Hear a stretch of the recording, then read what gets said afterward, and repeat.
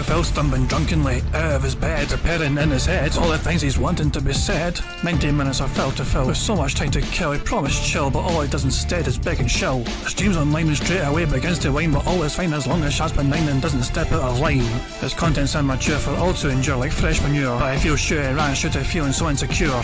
The money earned from yesterday was withdrawn and long gone, as Phil's spending impulse is always set to stay on. If supports are also slow and stays so low and fails to grow, you never know, the show may turn into an easy bingo. One ticked off across the board with charge to what because the squad can't be ignored. Just how much DSP makes us feel so bored to help us fight or sleep and try to keep alert to watch a creep will play bingo, but Phil will bitch and why his sheep are also cheap while DSP is chasing green. We're seeing green across the screen as Phil's routine predictability rivals are so machine. He's snorting, burping, leaning, ban. It matters not if factory fun is child can't see it powers make him feel less of a man. Takes a drink and starts his like before launching into a big pretending different bills when truth is there to buy a wrestling JPEG. Talks about his shitty life of college cat and fatty wife and all his strife of forgetting that it's unwell and they were rife. With drama he will react but isn't act as a fact as he rehearsed to be exact in how he felt he was attacked. She's nearly over and a win is in sight with what to white despite Phil to light that tips were not white. We'll say alright it is okay and now it's time for Phil to play, but first he'll say that tips will help from being off the other day. And with those words we win again. It's never if but always when the game is won. Thanks to that we made it to the very end.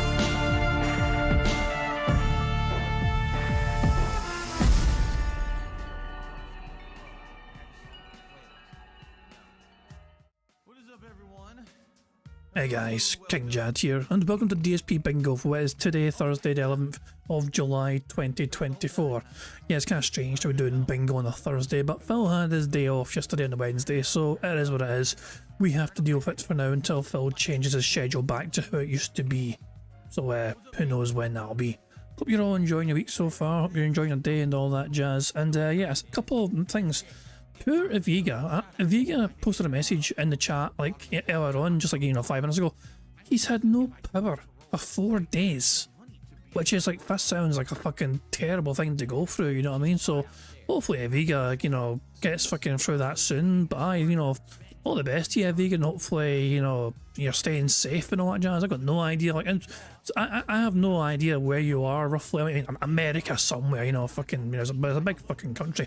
But yeah, so I'm not too sure exactly what's affecting you to cause a power, but I imagine it's like storms or something that kind of usually is the kind of culprit for it. But yeah, either way though, honestly, fucking just honestly, hopefully you get some power restored soon to you, and yeah, there's a big hurricane going through. It's a good point, actually. I've not been following the hurricane, but I know it affected Jamaica, but apparently it's affecting America now as well. What's the name of the bastard in the hurricane, actually? I wasn't sure if I saw it name it somewhere on Twitter earlier on. I don't know if I can see it. Fuck knows. Why is... I don't know. Fucking LTG. But yeah, whatever the name of that bastard hurricane is, it seems to be causing a whole lot of problems. Hurricane... Wait, for a second I thought D-Dog was telling me the name of it, and it's called Hurricane.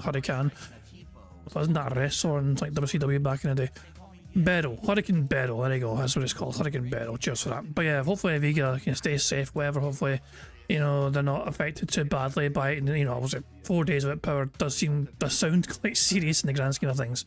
But also staying safe is the #1 priority, so there we go. So yeah, hopefully Aviga's hopefully power is restored back to Aviga soon, so he can resume his streaming duties and keep moaning at Phil about being a bastard and all that jazz. But yeah, guys, I hope you're all doing well, as I said, so far. And if you're affected by the storms in any way, just stay as safe as you can. It's something as a Scotsman, as somebody that lives in the UK, we don't really have to deal with that sort of crazy weather much. You got to keep in mind, when it rains too much sometimes, it's fucking national news. The fact that it's not been a great summer so far and it's been quite cold and wet has been somewhat headline news in the UK, just because it's not. Where's the sun gone? It's summer, it's July, it's not here. Oh well, headline news.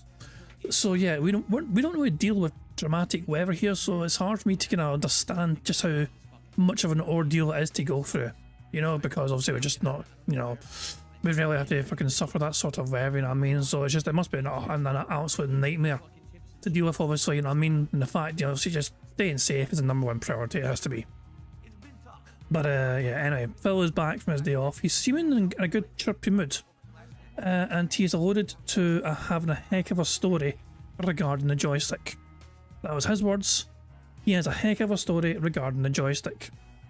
So Yeah, I'm not sure what that could be. So, I mean, thoughts and theories and what it could be. Prophet had a couple of theories. One, he's already bought an alpha stick from Hori, waiting in the wings. Or two, he's ordered new parts for the Obsidian. Or three, he will play with a broken stick. One of those three things will probably happen. That's Prophet's three theories. I'm not sure which one he's sticking with, but that's the three that Prophet voiced earlier on in a member Discord. But yeah, and that's a good one as well. A dent, don't order stick.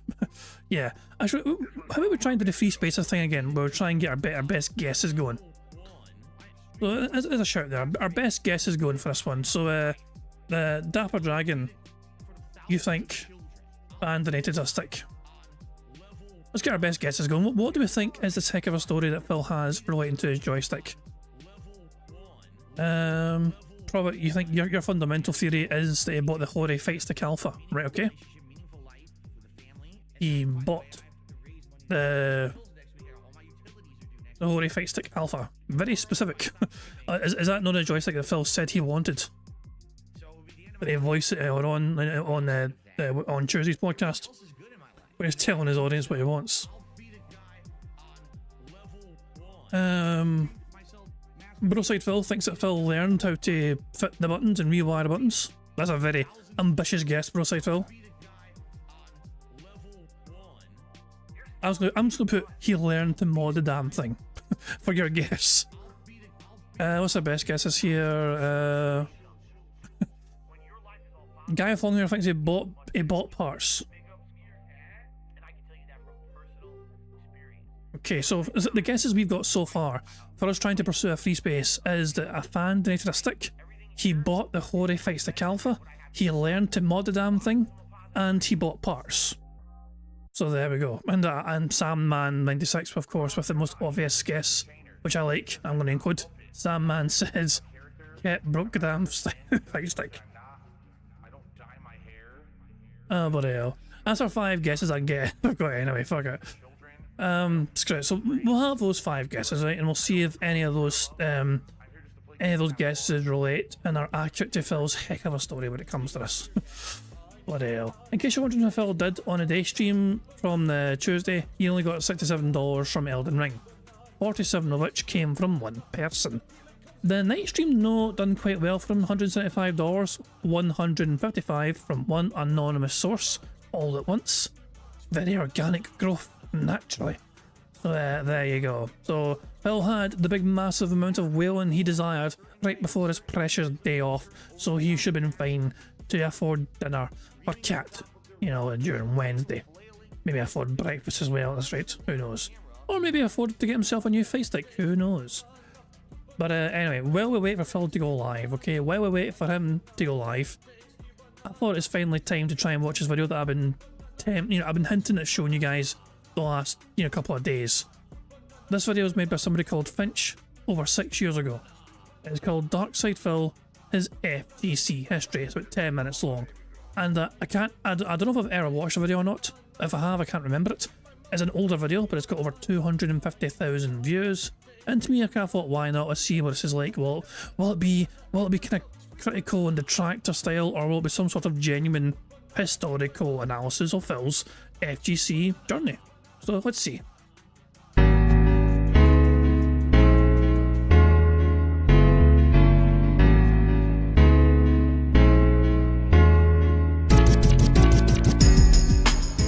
The year is 2005, and a certain fighting game tournament is taking place, Evolution. But this is hardly a normal year for EVO. While the FGC at large has accepted consoles as the way of the future, a controversy embroils the game Super Street Fighter II Turbo, and the problematic PlayStation port recently released. This port was commonly considered of very poor quality, featuring numerous drastic issues and changes that made it unfit for competitive play in the eyes of some. While numerous competitors boycotted the tournament, others were eliminated earlier than expected, as a result of practicing on a version of the game that was not used in the tournament. But for some, this tumultuous time for the game served as a window to penetrate into the top levels of the tournament.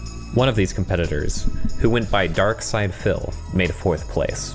Phil, an East Coast player nicknamed the King of Hate, fell in losers semifinals to Tokido, but his performance made him the highest place American competitor that year, and in his words, the #1 ranked Super Turbo player in the USA, a title that he flaunted prolifically. However, most other competitors didn't quite see it the same way. Many didn't take the tournament's results very seriously, on account of the version used, and as a result, Phil's reputation was not at all as he would later claim it to be. That's what I was looking for. You got some idiot named DSP, who's a total piece of shit, by the way. I like to get that on YouTube, but this guy thought he was hot shit because he beat me and Choi in a game that was like, it's like fucking Neo Geo conversion of Street Fighter or some crap, dude. and he was so proud that he put under as a signature, he's the #1 US ranked Super Turbo player that year. This was easily the most notable placement Phil has ever had in any tournament, and This might be a controversial take from me, okay? Was the game probably not a valid game to play at the fucking tournament? Very likely. A lot of people had issues with it, a lot of people had problems with it. But that is not... Phil shouldn't be... That's not Phil's fault, if that makes sense. Like, he managed to do so well. Yes, some people boycotted it, and some people just weren't prepared for it. Phil, to be fair to him, did the preparation. He knew it was coming, he practiced, he got rewarded for it. And sure, he was an arrogant arsehole afterwards, whatever, but in terms of like placing 4th for Evo, I've never... It's fun to kind of point and laugh at, you know what I mean? But the fact of the matter is, Phil could only beat what's in front of him. You know what I mean? The situation managed to, you know, favour him in that regard, but he also was better prepared than other people were.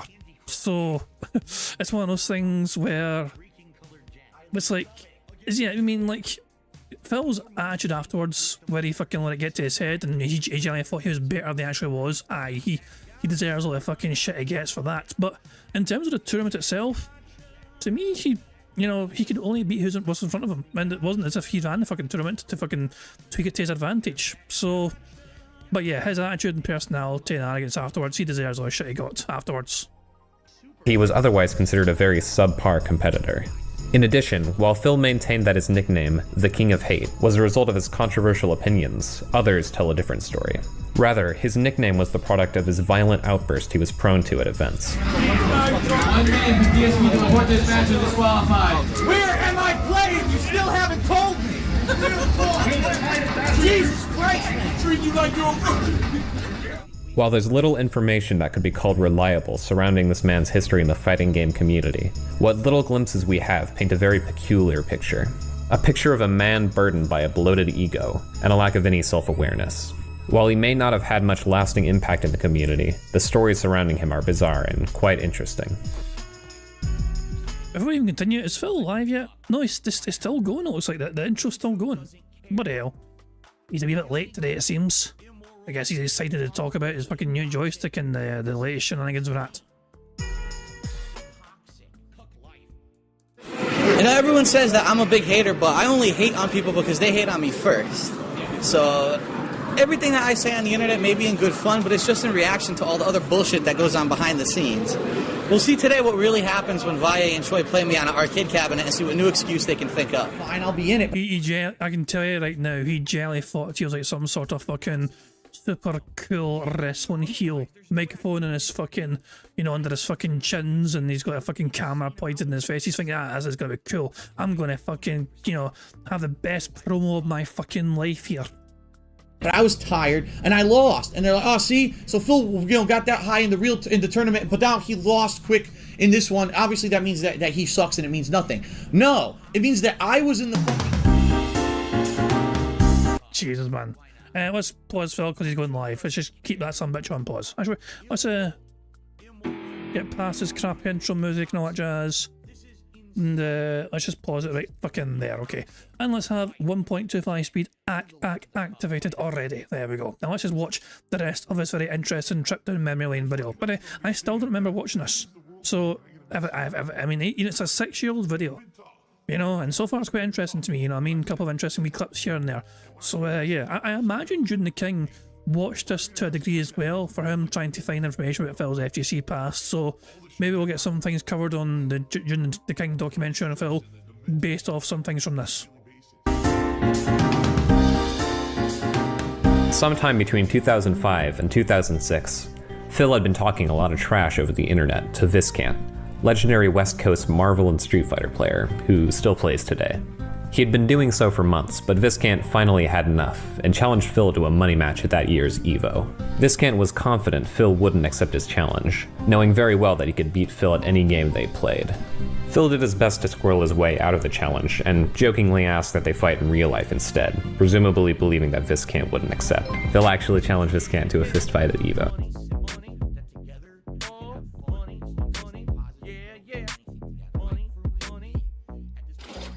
Philip's $300 fight stick tipped £1. Good evening, fellow detractors. I hope you are all praying for what I could have been under the use of a true fighting game professional. To be honest, the money could have been better spent on Jasper, but Phil does what Phil wants. Big ups, spoons out. I'm sorry? Thank you very much to Philip's $300 fight stick for that tip. And yeah, Philip does indeed do what the fuck he wants, you know, looking after your family, your precious fucking treasured loved ones. Fuck that shit. I've got to fucking get myself another expensive toy for my fucking stream so I can try and show how I can. So Phil complains about all the try-hard Street Fighter. Meanwhile, he spends like literally hundreds and hundreds of fucking dollars trying to fucking play the game when a controller would work just as fine. Like, it's fucking incredible. Like, he complains, bitches and whines and moans about all the fucking tryhards, been playing this game non-stop since the day it fucking came out, and on the other hand, he's bought the game twice for $100 on 2 different fucking platforms. He would have bought it 3 times. He probably would have bought the Ultimate Edition on PC if he could manage to get it fucking work on that shit. He's got fucking 2 different joysticks, however, for fucking each version of the fucking console, you know, and he's... and he's like, he fucking dedicated a fucking podcast on Tuesday to the fucking trying to, you know, work and and change the fucking controllers out. Much as his desperation to try and blame anyone but himself for his fucking failings in the game, he is blaming his own joystick. You know? And so he took that shit apart and he's like, oh wait a second, this won't fit properly. Oh no. Fuck me, man. Today's podcast is gonna be a fucking brutal, I feel. Anyway, let's keep watching the video. Let's keep watching and seeing how Phil squirreled out of fighting Viscant. Instead, presumably believing that Viscant or Viscant, whatever. How you say his fucking name? I don't know if the S is silent or not. Viscant wouldn't accept. Phil actually challenged Viscant to a fistfight at EVO. However, what Phil didn't expect was that Viscant would actually accept. Oh, that is the most unflattering old school picture of Phil out there, I think. This is one of the most unflattering Phil Burnell images from his FGC era. Like, it's like he gains like 3 chins or some pish. And unbeknownst to Phil, Viscant had extensive experience in combat, having probably been in more gym fights in the past 2 months than Phil had been in his entire life. Over the next few months, Phil continued to organize the fight, hoping that Viscant would end up backing down from the challenge. They even organized the signing of documents, releasing— Oh, let's read this. Let's just read this all in turn. So, and I think this is something that Viscant typed. I know a money match was involved, and I know Phil had been talking trash months before I finally got sick of it. I'm pretty sure user is right that I challenged him to a money match. I knew he wasn't going to accept him. I was going to like, lol, fight me IRL at EVO, and I accepted.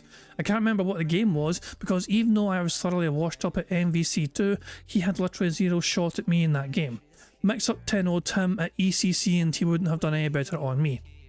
CVS2 freeze, he stood about the same chance as Marvel. If it was Super Turbo, I don't know why I would decline, because even though I was good at that game, that's the only game he was relevant at a national level, so there's no reason for him to decline. Anyway, that part's not important. It started over a money match challenge that I and everyone else knew he was going to bail on. From here it turns into what sounds like a total farce, except I'm going to show you that it was 100% serious, which makes us both look like total complete fucking idiots. So first I was like, okay, well you have to sign some document because if I kill you, I don't want to be responsible. And I was like, whatever. Then there was an actual serious negotiation over who the ref was going to be, and I think we settled on Walter from Connecticut, but I don't remember this part either. Then there was an honest-to-God negotiation over weight, and that we were going to have to weigh in and everything. Again, I'm not making any of this up. As dumb as this sounds, this absolutely happened. Finally, it was agreed that he wouldn't have to go on a diet. Oh, I forgot about that part. That part fucking got me. Hold on. Finally, it was agreed that he wouldn't have to go on a diet to fight me. Oh, thank God for Phil. and it was settled that we were going to fight. It was going to have MMA rules. It would have a referee, and we'd sign waivers. God, I was dumb in the mid 2000s. Anyways, so we agreed upon this early in the year, and from here on is where the story gets weird. Lol, gets weird. So apparently Phil was under the impression that this wasn't going to happen and that it was just internet shit talk, but a few people from the West Coast went out to one of the East Coast tournaments and told him that A, I was taking this seriously and was going to fight him, and that's come on, where's the rest of us? Releasing them from liability in the event of serious injury. And genuine debate was had regarding who would serve as a referee and whether or not there would be a weight limit. Viscant would later write that it sounds like a total farce, except I can assure you that it was 100% serious, which makes us both look like total, complete fucking idiots. Leading up to EVO, Phil learned from West Coast players visiting an East Coast tournament that Viscant was dead set on seeing the fight through, and he was informed of Viscant's fighting experience. Phil was rather shook, learning that he may have to actually fight Viscant. He messaged Viscant asking to call the fight off, and proposed that they, quote, pretend like we're going to fight, and then when a whole crowd is around us, we both do DX crotch chops to the crowd. Yeah, Phil fucking shat himself. You know, Viscant was going to actually fucking knock 7 shades of shite out of him, and so Phil's like, we should just fucking completely troll the crowd instead and do DX crotch chops. It'll fucking blow their minds. It'll be such a goof. Viscant initially refused, genuinely wanting to fight Phil, but he would later agree to just drop it. Afterwards, there was little animosity between the two. Many people disliked Phil in the FGC, and as a result, he was routinely confronted by people he shit-talked online. Despite his repeated claims of superiority over other players, he almost never backed them up. One of the more memorable examples was when Jaha, a West Coast player and former Marine, Fucking that big beefy bastard Jaha. Yo, Phil. Yeah. Shut the fuck up. Nobody wants to look like you, dude. I mean, you're a fucking snitch. Everybody hates you. Who would want Oh. Nobody wants to look like a snitch. Nobody fucking asking, dude. You're yes. Getting shot down left and right. Nobody wants to look like you. And we don't give a fuck about you, motherfucker. Ain't nobody trying to look like you. Shit. That's what I'm So DSP, shut the fuck up! Alright, you notice Ben's respectful and you're not. Shut the fuck up! It's been 6 God months. damn, dude. Yeah, big upstage Jaha, the big beefy bastard himself. confronted Phil with some friends at EVO 2002. To many witnesses, it seemed as if they were on the verge of attacking him before Viscant stepped in to defuse the situation. And fucking he was videotaping it, and I'm fucking getting up in his face, asking why the fuck he's talking shit, what the fuck's his problem, and he's fucking just, you know, just fucking cowering and all fucking scared, and him and his friends are trying to fucking leave, and we're not letting them, and then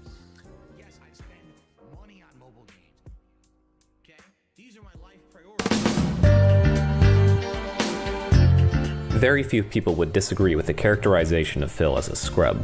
As anyone who's seen his YouTube videos can attest, Phil routinely blamed other players, the game, or any other number of outside influences for his poor performance, especially in fighting games. From his claims of everyone in Street Fighter IV being hackers, to his routine blaming of his failures upon internet trolls, Phil is the kind of person who's willing to blame anything and everything but himself. As defined by David Serlin in Playing to Win, a scrub is someone who constructs mental limits beyond those of the game itself, usually labeling certain tactics and mechanics as cheap or dishonorable. The inevitable result of this is the scrub twisting situations to put themselves on top, despite how badly they might lose. This habit inhibits self-criticism, and thus growth. You can find countless examples of Darkside Phil doing this exact thing. And if his performance playing more recent fighting games is anything to go by, it significantly impeded any potential growth he might have had as a player. Isn't it wonderful that some things never change? Phil is still making excuses. Phil is still trying to claim he's a better player, despite repeatedly getting the shit pushed in by other fucking players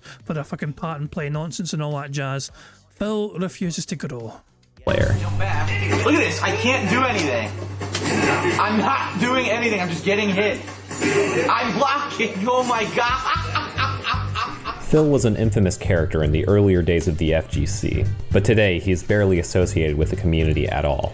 Since his escapades in the 2000s, Phil has become a somewhat successful YouTuber, notable for pushing the Let's Play format early in the website's lifespan. But his repetitive videos and childish behavior, including accidentally live streaming some private behavior, have since made him a joke among the YouTube gaming community, and a certified lolcow in the eyes of many. It's like, that's the fucking dark side Phil style of doing things. Blame everybody that isn't you, and people watch to watch you rage. Like, do you want to be the fucking court jester? No, you don't. Hey, Total Biscuit. There's a fucking blast from the past there with that clip. The exact moment he left the FGC is ambiguous, but it was the result of several factors. Come the fuck in or fuck the fuck off. Oh my, hold on, I need to fucking skip these and hold on 2 seconds. Blah blah blah. Yeah. There we go, cheers. Oh, there's more. Come the fuck in or fuck the 2 seconds. Shush. Come the fuck. Shush. You skip these, hold on. Come the fuck in or fuck I thought I was through them all.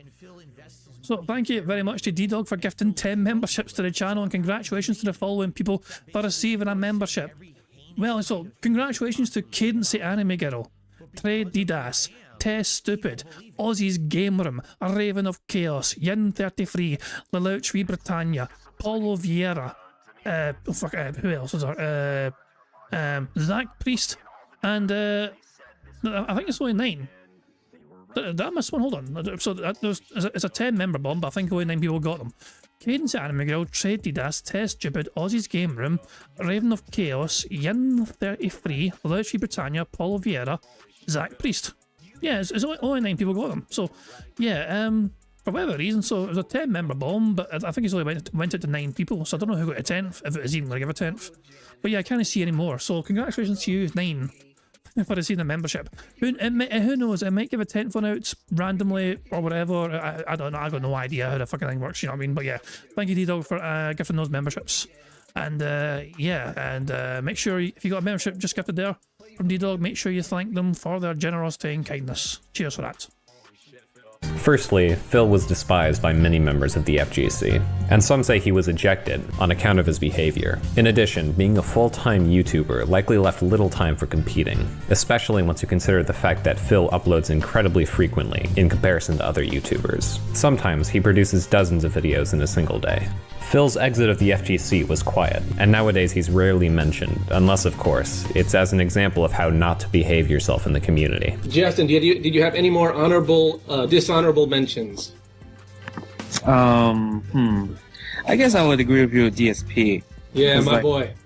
Because you know, he's just one of those fucking guys, you know, that just runs his mouth on the internet freely, but when you get in person, you know, he's fucking quiet as a mouse. And one of the most interesting aspects of the FGC is how it serves as a bridge between the internet and real life. People walk into tournaments wearing the name and identity that they've built online, regardless of how it truly reflects them as a person. Darkside Phil is a perfect representation of this aspect of the community and the effects it can have. Online, he portrayed himself as a shit-talking badass. His statements clad under an edgy username, but allowing himself to get carried away in his online ego had countless negative results when he faced their impacts in real life. DSP never learned how to tame his ego, and as a result, he stands as an example of what can happen if you don't.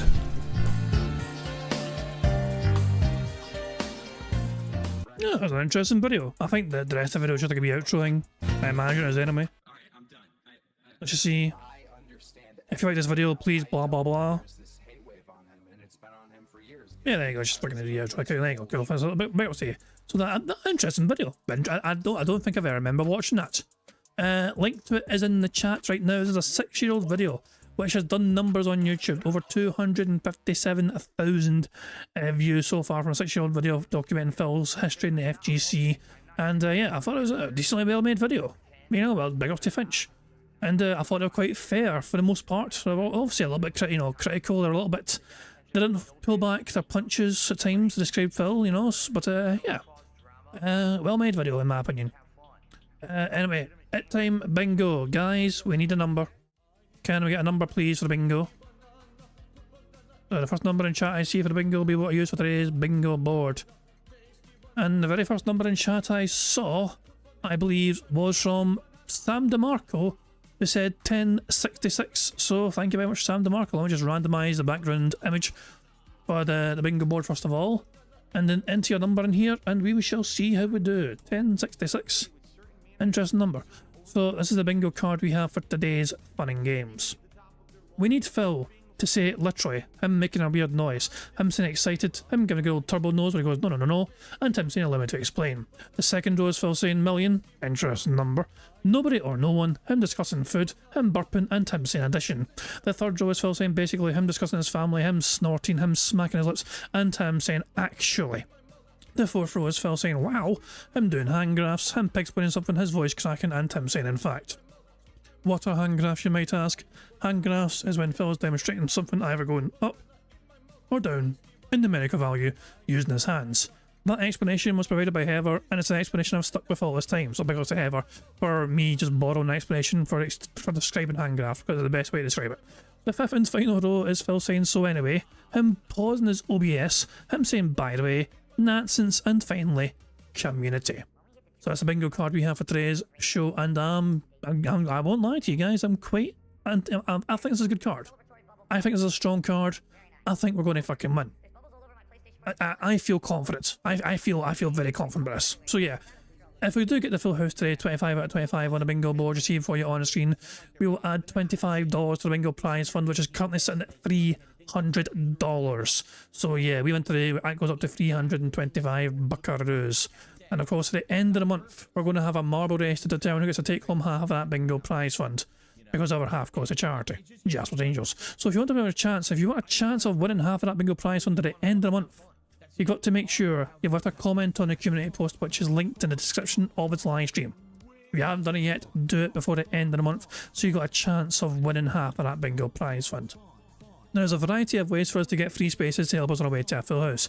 For example, if Phil burps or snorts 10 times before he starts recording for a shitey gameplay for YouTube, that gives us a free space.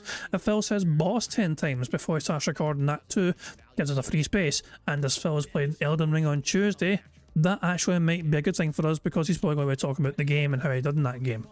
And finally, if we get 100 likes on this bingo stream before we finish playing bingo, not only will that give us a free space as well, but you guys also get to enjoy the Bubbles animation made by the supremely talented Pixar Animations to celebrate the 100 likes. So you guys are in charge of one of the ways we can get a free space. The rest is controlled by Phil and his bizarre bodily functions, as well as him saying boss a whole bunch of times. There is one more way we can get a free space, and that is simply if Phil has an interesting story relating to his joystick. And I asked the audience, I asked the chat, to see, to give their theories on what the story is. Some people think a fan donated a stick. Some people think he bought a brand new Horror Fight stick. Other people think he learned to mod the damn thing. Someone thought he bought parts. And even people think Cat broke it. So yeah, if one of those things is true, we get a free space as well. So, and Phil's going to talk about a joystick on this show because it's the first thing I fucking mentioned. There we go. Broside Phil says, I left it your last guess. Well, the fact I included one of them is something. Some people never got their guesses included in the first place, Broside. So, I got one of your guesses in. I could take it. Oh, what the hell. Jesus. Fucking Broside. Hey, I wanted fucking multiple guesses, you fanny. Nah. You had one guess and I fucking nothing to do, and you're only getting one. Anyway, I think I've covered all the bases. The only thing left me to do is to get on and press the Scottish soundboard button to send us off into battle once more. This is the fucking Shawshank Redemption, right? But with more tunneling through shit and no fucking redemption. True words were never fucking said. Anyway, at time bingo.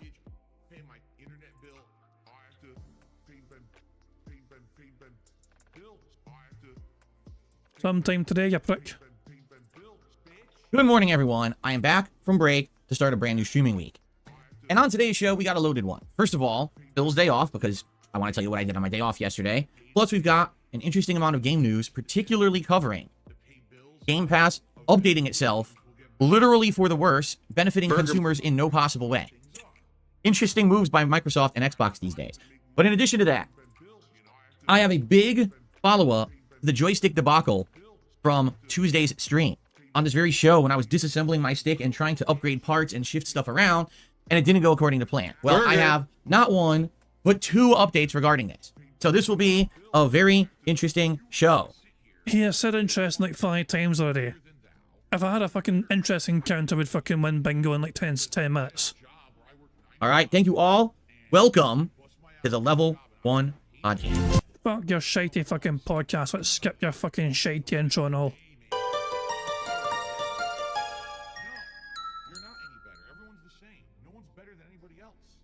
Oh, good morning.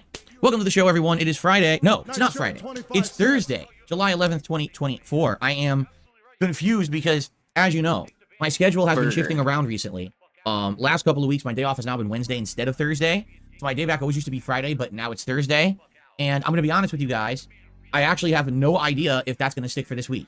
I am waiting on updates just like all of you And once I know what my schedule will be for the rest of the week, I will let you know. As you know, my schedule is more flexible. It's kind of dictated more like around the world around me. When I can make appointments, when appointments shift to out of my control, my wife's schedule, other things like that, you know, everything. So when I know, you will know. But for now, I'm just kind of leaving it as, okay, well, it's going to be just like last week, where Wednesday will be my day off coming up. But I don't know. I can't guarantee that.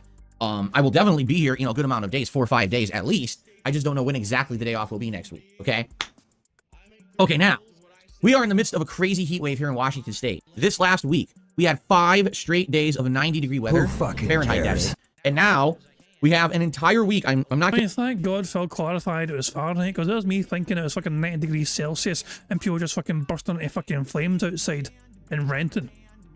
Thank goodness he clarified it was Fahrenheit there, because that was me thinking of people just literally fucking combusting into fucking flames. Kidding you. The entire schedule for the coming week is all 87 plus degrees every day. No clouds at all in the sky. Did he just refer to a weather forecast as a fucking schedule? On Monday, the schedule for the weather is sun and fucking hot stuff. On Tuesday, it'll be hot as fucking fuck. Crazy ass amount of heat. And this is obviously weird and kind of unprecedented. We've had hot summers. I don't think we've had this long of a streak of constant heat before, like 2 straight weeks of it. And so my air conditioner is basically working max, especially when I'm playing fighting games and it's already hot in here because my blood pressure's up. So it's been nuts. You know, like when I played Street Fighter on Monday, no exaggeration, I had my air conditioner on max and it was still like 80 degrees in here. And here I am trying to play Street Fighter 6, freaking out, getting pissed off, and it's like, oh my god, it's like the recipe for disaster. Who fucking cares? Right? And so, I guess we'll see what happens. Moving forward, I really hope that it does cool down in about a week, but right now, there's like no end in sight at this point. So we got a lot to talk about, okay? I think what we should do first things first. We should talk about the whole joystick situation from Tuesday's podcast. Some people liked the podcast. They were like, oh, that was something completely different. Instead of doing your usual shtick of all your segments and everything, you actually just did some joystick modding. It was nice to see someone do something like that. You don't really do that, you know, too often. I mean, probably the last time I did it was, what, 10 years ago or more, back when I was into fighting games so much. So to open the joystick and to show you the insides of what it looks like, replacing parts, explaining my experience trying to mod this Kanba Obsidian 2 joystick and how disappointed I was that they did not leave enough space between the joystick and buttons to install any kind of joystick comfortably. I think that was a huge design flaw of the joystick. You didn't fucking use a fucking Kanba part. Like, you fucking you tried to fucking make it into some sort of fucking hybrid by using fucking another joystick from one of his fucking competitors. Of course things could fucking fit differently. Stick that they should definitely improve, especially for the price, because the price is incredible. I mean, this joystick was over $300 when I bought it last year. So, there you go. Of course, I also announced that there is a new suggestion box, okay? And that suggestion box is a reset for the coming month, essentially. That if people posted up their suggestions there, that would be a better place to do it than the old one, because the old one I wasn't going to go back to. It was 3 months outdated. So I can already tell you already, in the suggestion box, we got dozens of suggestions. Some of them are legit great suggestions. Some of them are literally gripe sessions with insults and all kinds of dumb shit again, so those people are banned from the channel. I mean... Oh my god. Oh my god. So basically, but if they're banned from the channel, I imagine it means they're not even visible. And Phil just fucking, you know, yeeted them. Which means that only one that saw those gripe sessions was him. They just banned from the fucking channel. Hey Phil, could you stop fucking doing this sort of thing because it's not very professional? Banned! I want to hear that one more time. That would be a better place to do it than the old one, because the old one I wasn't going to go back to. It was 3 months outdated. So I can already tell you already, in the suggestion box, we got dozens of suggestions. Some of them are legit great suggestions. Some of them are literally gripe sessions with insults and all kinds of dumb shit again, so those people are banned from the channel. I mean, I couldn't have possibly outlined it any clearer on Tuesday when I said, the suggestion box is not a bitch box. It's not for you to vent on me about things that you don't like about me or my content. What you're supposed to be doing is identifying things that you feel could be improved, explain why and how, okay? Or if it's something that I'm not doing at all, that maybe you feel like it's something that would be cool for me to do, but I haven't thought of it, that's constructive criticism and constructive suggestions. Now, I just don't like your show. Oh, I don't like, you're a lazy person, you know, you're a terrible gamer. Oh. I've not heard any lies so far. This is all accurate fucking statements. You're banning people for fucking making accurate statements from what they're personally witnessing. Huh? You sit around begging all day long, it's all you do. Okay, bye. But you do. The begs are out of fucking control lately. Now, thanks for the suggestion. Here's the response. Leave my channel forever. I don't need to bother with you because you're full of it anyway, right? So, you know, great suggestions. You know? He is so fucking pissed off that people fucking use his suggestion box to remind him of how much of a fucking prick he is. I was like, I know this stuff is all... We already know this stuff is true. I need suggestions on how to get money. But in reality, there's a lot of good ones. I jest because it's just silly that half the people that are sitting there being stupid. Half. So about half the comments you got were basically fucking trying to tell you to fucking, you know, maybe get a job or whatever. Stop begging so much, make the podcast shorter, stop being a fucking leech, stop fucking preying on your fucking dent-headed fucking wheelchairs for fucking money every time they got a fucking benefit payment. What this sort of comment does... You don't like those sort of comments, Phil? Those sort of comments don't rub you the right way. They irk you. But anyway, so, you know, thank you. Please continue to suggest stuff constructively. I will be reviewing those in time. I'm definitely not going to do it today with the amount that I have to talk about today. But in time, it'll be a good thing to draw upon for the show. See what kind of stuff you guys want to improve here, okay? So you're going to fucking wait another 3 months to fucking get to the suggestion box and then say it's all outdated? I was under the impression, Phil, we're going to cover some suggestion box stuff either today or tomorrow. Well, it's still fucking fresh. So suggestion box is open. The link is in the chat, you know, exclamation point suggestion, or there's a community post about it back from Tuesday. That's the post you post up in, okay? Now, here we go. Ready? So basically, not yesterday, Tuesday, I wanted to open my joystick and I wanted to swap parts around with my Xbox joystick. Here we go. Why? Because I felt like I was having issues with the stick. Like, there was active times when I'm playing Street Fighter 6 and I try to drive rush to the right, and my character just does a standing parry as if I never tapped right.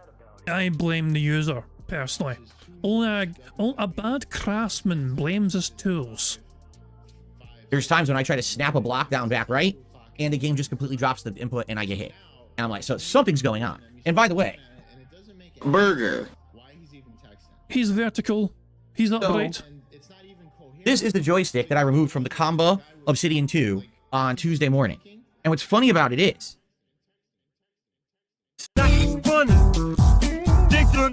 Just get into the early. Supposedly, this is supposed to be an official Sanwa joystick, which is a great brand of joystick. But I'm telling you right now, as I look all around this, there is not a single spot on this joystick that says Sanwa. And all Sanwa parts are branded. It says Sanwa right on them. And this one doesn't say Sanwa anywhere from what I'm looking. I can't find that.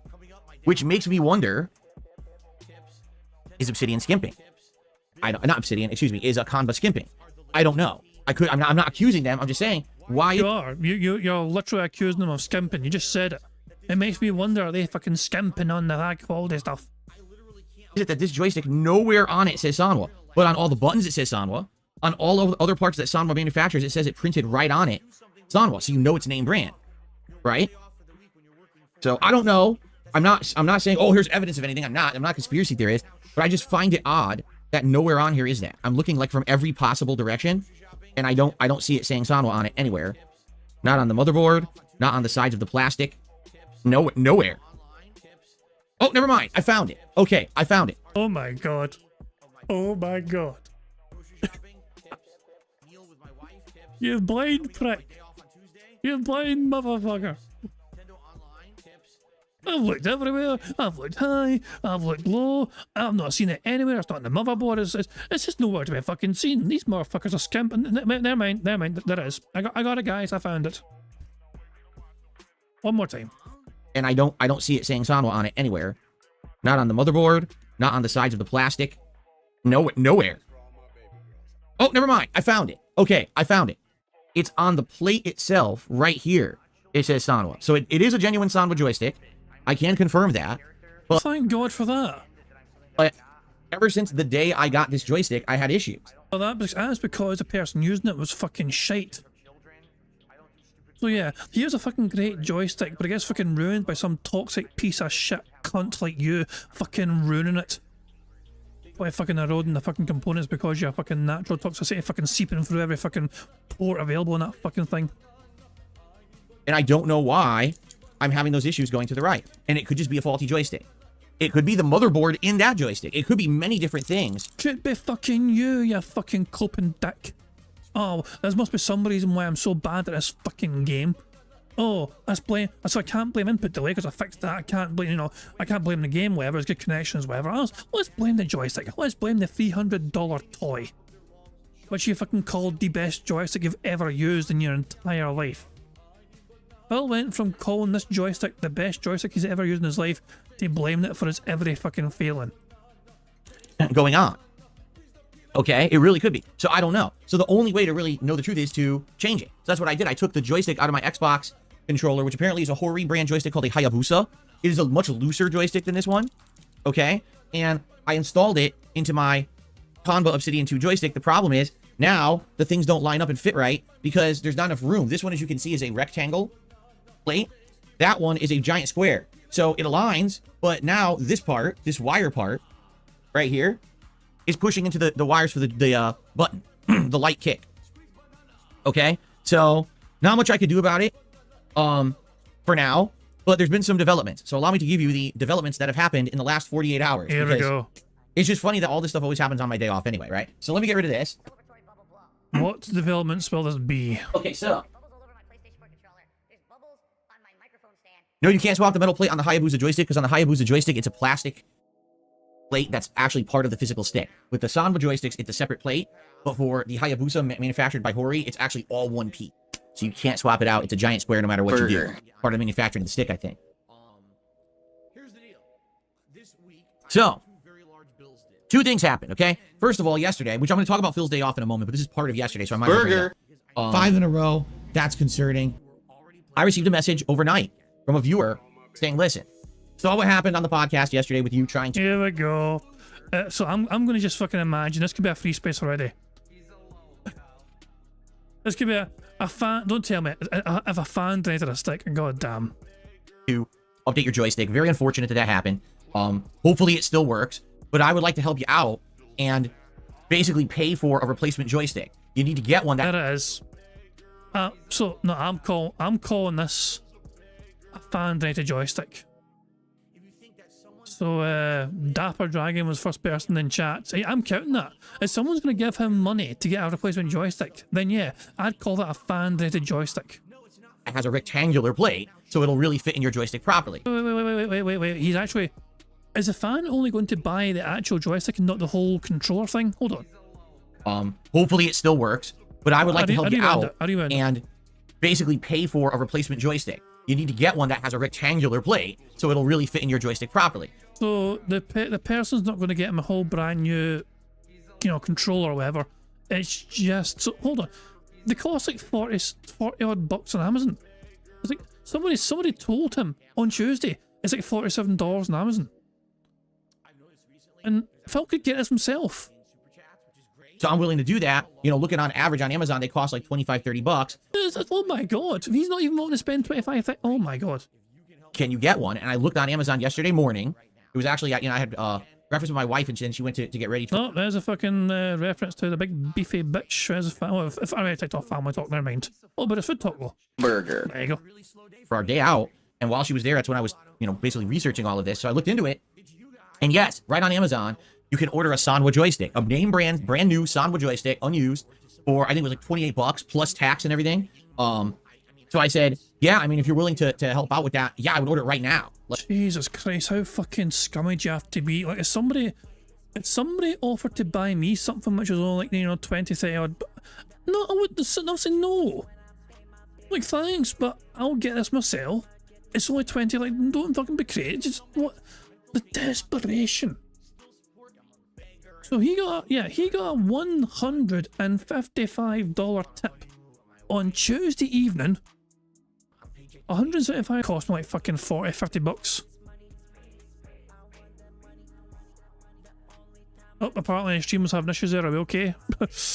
Yeah, I seen the stream dip into... the stream went a bit fucking bad there for a second, but I think we're back. I'll just type in the chat, refresh if needed. Yeah, I don't know what happened there. I seen it go a bit yellow there for a second.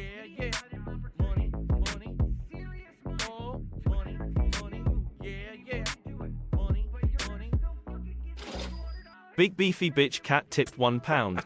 I'm trying to get someone to gift me a big throbbing veiny BBC joystick one that has rechargeable batteries. Do we have any participants? Well, I'm so not going to fucking look for you, but I'm sure you won't be short of suitors. Thank you very much, big beefy bitch cat. Jesus Christ, what a name.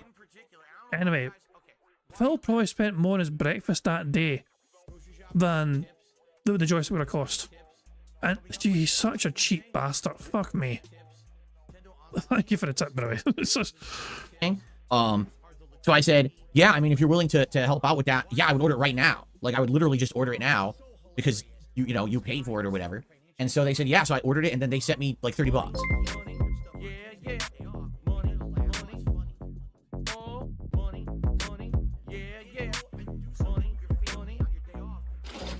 Thank you very much to D-Dog for the super chat, who says, towards a foot pedal. Oh yeah, that's a thing, it'll happen before the end of the year. I don't want a foot pedal. I don't know why. I cannot envisage why I would use a foot pedal for streams. You know, like the way I've got it set up right now works perfectly well, in my opinion. You know what I mean? Like, I got a button for when to pause and rant, you know? The button does two things at the same time. People are confused what foot pedal is. You can get the stream. You know how a Stream Deck helps you operate a stream. There's literally a foot pedal which will help you operate streams as well. And D-Dog says foot pedal Pixar bubbles. I've got a button for it. I've got a button right here on my Stream Deck. I'm looking at it right now. If I press it, bubbles will fucking go off, you know. But yeah, it's just.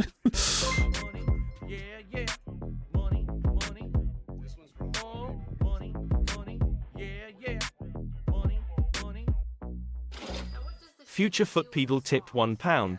Every little helps towards the future foot pedal. Thank you very much, Future Foot Pedal. Yeah, the text-to-speech kind of butchered the foot pedal name, foot pedal. Like, it kind of sounds a bit questionable, but just for clarification, the name was Future Foot Pedal. There we go. So yeah, thank you very much for that. People from the future are saying that Phil... Oh, so the Dom says, a viewer bought my $400 joystick and another viewer bought my $30 stick, you know, to replacement stick. Oh my god, let's just see if we can... Let's clarify that, let's confirm that, shall we? But yeah, a viewer already gave him the money outright to get a replacement stick. So, naturally Phil would start off with a smaller amount and then lead to the bigger thing. Said, yeah, I mean, if you're willing to help out with that, yeah, I would order it right now. Like, I would literally just order it now because you know, you paid for it or whatever. And so they said, yeah, so I ordered it, and then they sent me like $30.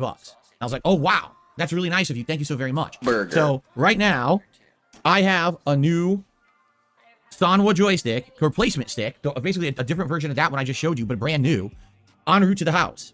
It is coming today between 1 to 4 p.m., but it doesn't say exactly when, and it's not showing. Usually what happens with Amazon is when the driver is nearby, it'll tell you how many stops it is away from your house. So this definitely could show up around 1, right when we start gameplay after this podcast. It could show up at 4 when we're done. And there was no way to speed that up. There wasn't any way to get it faster. There was no option to pay for more. It was just, hey, it comes when it comes. So, it wasn't even you paid for it, you greedy dick. Oh, apparently. Oh. There's nothing I can do about that whatsoever. It's coming today. It may show up in the middle of the stream. And when it does, we might pause gameplay, go get it, install it live, and then try it out, break it in, right? We might do that, okay? So just to forewarn everyone, today might not be a very serious stream of Street Fighter 6. I may just do casual play because, number one, I'm using this Hayabusa stick with a button. My light kick button is sticking out of the joystick. You probably won't be able to see it. Do you see it? It's sticking at an angle? Yeah, look, you can. See, look at the light kick. It's actually sticking out of the joystick at an angle right there. See it? Well, this could be a good pause screen. Bear with me while I see if this could be a good pause screen. I want him looking at the camera, though. I want him to look at the camera when he does this. Is sticking out of the joystick. You probably won't be able to see it. I mean, kind of... I don't think he's going to look at the camera. He was kind of looking dead ahead here. That could be a good frame. That right there could be a very good frame. He's kind of looking at the camera there. Oh, the things you could fucking have Phil holding instead of this. I'll be impressed with Tacozilla if he manages to fucking do something creative with this. Keep in mind, you have the big controller right in front of his face. So this is I actually think this is too challenging for him. I see if he's fucking, like, I don't even know if he's here, but if he's here to this, I can't, this might be too much. Him being able to do anything with this, I think, is maybe, is too much for him, like. He's a very skilled little photoshopper, don't get me wrong. Oh, it looks so weird, we're trying to move the background. Okay, hold on. I'll put in the raw image. Oh my god, what's up? So, and I'll put the raw image in the member Discord. That way, you know, Taco Dog can, you know, do with it what he needs to do with it. So there we go. It looks so weird here. Thank you very much to ES for the super chat, who says, was he playing Street Fighter seriously before? Well, I mean, Street Fighter 6. Depends on his excuses. Depends on his rationale. Like, whenever Phil was trying to... Whenever Phil knew he couldn't play ranked, he tried to hype up casual. You know, nah. Basically, we're meant to be impressed when he gets to master, but when he's not playing very well, then it doesn't matter. That seems to be the fucking general consensus. Do you see it? It's sticking at an angle? Yeah, look, you can. See, look at the light kick. It's actually sticking out of the joystick at an angle right there. See it? It's not flat like the other buttons. So, and there's nothing I can do. If I push it in, it doesn't work. It fucks up. So I have to have it sticking out of the stick in order for it to even work. Not a good situation. So when this actual brand new Sanwa shows up, I can install it. That'll fix the issue here, and then this will be properly placed and working again. Okay? So there you go. Now, that was update number 1. Okay? It is way tilted. It's like this. It's like sticking out. All right, it's not like, it's more like a slight angle, but it's very annoying. Here we go. So, that's happening now. So, I had my day out, and we'll talk about that in a moment. We'll do the Phil's Day Off segment and all of that, okay? And so, later in the day, I come home, and, you know, I'm relaxing on the couch, and what I tend to do is, a couple times a week, I'll actually check my junk email box, because I, sadly, over the years, have gotten so many junk emails that my filters on my emails now are, like, insane. They will flag, like, 80% of the emails I get as junk, properly so, because most of them are. You know, it's just insane when you have a public email how much nonsense happens. So, I'm just checking the junk email box just in case there's something there that maybe I missed, because sometimes I get an unbanned request, sometimes I do legit get a message from a fan that got flagged as spam or whatever, and I'm looking, and there's an email from, like, 9 in the morning. And I'm like, oh, let me see what this is. And I open it up, and it's a person. They claim that they're a longtime viewer and fan, and they saw what happened on the podcast on Tuesday. So that's very unfortunate. And actually, basically, ever since I got this Kanba joystick, they've been kind of weary about it, because some people like this Obsidian 2 joystick, and a lot of people don't. There's kind of mixed feelings about it in the fighting game community. But basically, they're like, you know, I wish that you had bought the other one. Now, for those that don't know, there is a joystick out there that is crazy. All right, it's literally the most expensive fighting game joystick you can kind of buy. That's a pre-build, you know what I mean? And you know, it has all the bells and whistles. It looks fancy. It's got the highest grade parts available. It opens up so you can mod it easily. It's got fancy features. It's got everything. It's called the Victrix Pro, or just Victrix. I don't know. It's called Victrix. I know that, like Victrix. I've seen this. I've seen people using it at tournaments online, like you see with the streams. You see them playing on it, and people talk about it, and basically they're like, yeah, this is considered like the Rolls Royce of fighting game joysticks. If you really want to spend a lot of money on a stick, that's the one you get. The problem is it's $400 plus tax. I mean, this stick, the Obsidian 2, was like 300 and change, like 310, 320. So now another $100 on top of that for this thing. So I think you understand why I didn't buy that last year, right? A reminder that Phil has spent over $22,000 on WWE Champions so far this year alone. This year. 22,000. 5 digits on WWE Champions this year. Within, oh god, it's just, I can't stress that enough. Also, we've got a free space. We have a free space purely because some denthead actually fucking seems to have bought my joystick. You know, in fact, 2 free spaces. Because one sent him a replacement fucking part, which I consider, you know, fuck it, you know. To me, 2 of the guesses were right. 2 of the guesses were right. A fan donated a stick. And also, you know, parts were given to him. Fuck it, yeah, screw it. Yeah, 2 free spaces because you guys were right. So anyway, getting back to the point, this person emails me. It hit my spam. I found it later in the day, and the email says, yeah, you know, I really wish that when you bought your stick last year, you had bought the Victrix, because pretty much no one complains ever about the Victrix. Like, it's got the absolute best. I think the parts in it are called Sanwa, like, Densu or something. Like, they're a better version of Sanwa parts that are higher grade than the standard ones that you would order or put into your stick, or the ones that came in this Obsidian. Like, they're supposed to be a step up from that. Okay. Did it say Sanwa Densa on the buttons as well? Okay. So, yeah, and by the way, it works with everything. It works with PS4, PS5, and PC, just like my Obsidian.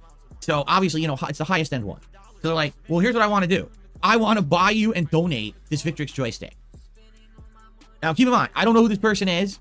I've never spoken to them before, at least to my knowledge. This is not someone who I know who's like a regular, you know, contributor or donor to my streams or anything like that at all.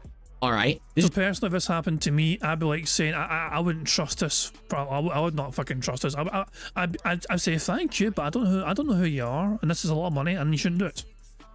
But this is I feel like this is one of the big. So I think most people in this situation here, I don't know what you guys would do in this situation, right? But for me personally, if I had an email from somebody I didn't fucking recognise saying I want to get you something which costs you, which costs this extraordinary amount of money, I'd be like, I mean, I'd be like, that's a very kind thing for you to do, but I have no idea who you are. You don't know me. It's like one of those things. Like he doesn't recognise this fan. This is apparently a long time fan. And Phil's like, I don't know who this is apparently, you know. But I'm happy to take the fucking money for this shit, you know, not question it whatsoever. I can't see anything go wrong with this. It's utterly bizarre. Utterly bizarre. This is just someone out of the blue emailing me. So they said, just so you know, I'm not a troll. I'm a longtime fan. You know, I am very interested in getting... Oh, thank God they claimed they were not a troll. You know what I mean? Because that definitely clears it all up completely. ...it to you, please respond. So I did. I went back. I said, listen, obviously I don't know if I can trust you or not. You get a lot of nonsense, but, you know, obviously, with the situation I'm having right now, you know, the Xbox stick doesn't work on my PS5. The PS5 stick now is all messed up because I switched parts, they don't fit. And now, you know, I don't know if it's even going to work right. You know, it could be this Sanwa stick shows up today, I install it, and now it's broken. Because the wiring screwed up from being smashed together for 2 days. It might break. You know, I have no idea what's going to happen with this joystick. You mean you might have broke it? That basically, no, that's not a joystick fucking breaking itself. That means you could have broke it yourself by being a fucking buffoon and trying to fucking smash it together. So I said, okay, if you're serious about this and you're willing to donate, you know, I guess I would accept it. Obviously, I need something to play fighting games on. I don't have $400 to drop. You have controllers, Phil. You have controllers. Oh my dog! What's up? Thank you very much to ES for the super chat, who says, ha ha ha ha ha ha ha wheeze ha ha ha ha ha ha ha ha and ha ha. I feel like, hold on, I feel like I have a sound clip that can fucking do this more justice than me. Hold on. So thank you to ES for the super chat, who says,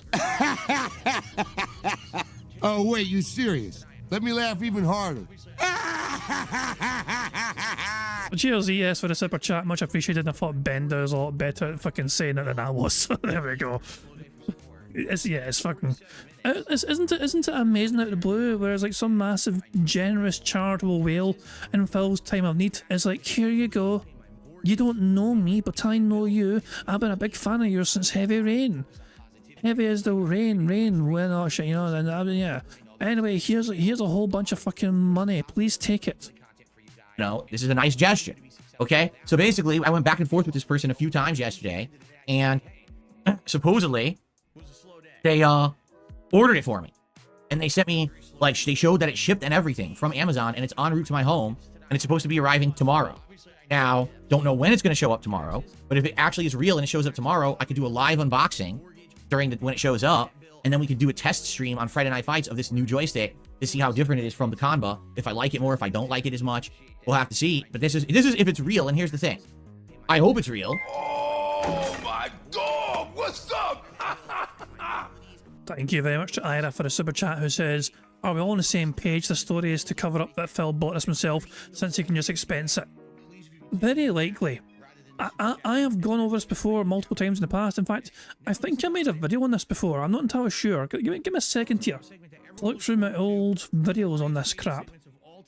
I think I made a video on Phil's fan donated stuff. Let's see if I can blah blah blah blah. No, maybe I didn't actually. Maybe I did not do that. I thought I did, but I'm not entirely sure. Yeah, I made a bunch of videos about different things, but I don't think I made anything about that kind of thing. The amount of things that Phil has had donated to him over years apparently has been insane. The Xbox console itself was donated, remember. The webcam he uses to do the streams, donated. No, you know what I mean? And the laptop he uses to monitor chat, donated. And all sorts of fucking... There's so much more, you know what I mean? There's so much fucking more when you fucking go back. One of those joysticks he used, I think the older one, the Xbox one, that was apparently donated before as well. So 2 of the 3 joysticks that Phil apparently owns now you know, the one that's arriving tomorrow as well, is, according to Phil, fan donated. I don't know. The more plausible explanation is that Phil just bought it himself. Because it's bizarre to me that Phil has a huge army of deep-pocketed, dent-headed whales that he's never heard from before, who just happen to think to themselves, oh, let me give Phil a huge amount of money to get this expensive new toy. It just seems weird to me it keeps happening. So yeah, the more plausible explanation is that he just bought a damn thing himself. But it might not be. It could be baloney, right? The thing is, it is an Amazon shipment. It's not like, oh, this came direct from the person. It's a box that they fucked with me. It's coming straight from Amazon, okay? Now, it could be an Amazon package. I open it up, and it's like a whoopee cushion says, haha, tough luck, right? Or it could actually be the joystick, but it'll be a legit Amazon shipment, okay? Well, I've been told to direct my attention to Discord. What? How? Tacozilla. How did you do this? How did you do this? How? That's a big fucking book, I'll tell you that. That was... God damn it. I like how, as well as that, D-Dog managed to remove the background properly. So for the original image. So that's the original image with the background removed. So D-Dog's done a better job of removing the background compared to me just using like this website to try and do it. But Jesus, I mean, this is impressive, D-Dog. Sorry, this is a tackle. D-Dog on this. To be fair, that's also impressive. Although seeing all the rough edges kind of makes me feel I'm getting strong. You ever watch the cutscenes in GTA Vice City and you notice all the kind of jaggy polygons for the character models? Great game, but I'm getting strong fucking GTA Vice City vibes here just watching this. Vice City is one of my favourite games, so that's why my mind jumped to Vice City. So, yeah, it's a pretty old game though. Anyway, let's get back to the bingo.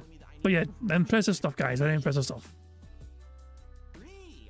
So, I guess we're going to find out tomorrow, firsthand, what this is, and if it's legit or not. Okay? If it's legit, I mean, that's just basically, I mean, now I'm getting like the most optimized setup you could possibly have to play Street Fighter 6.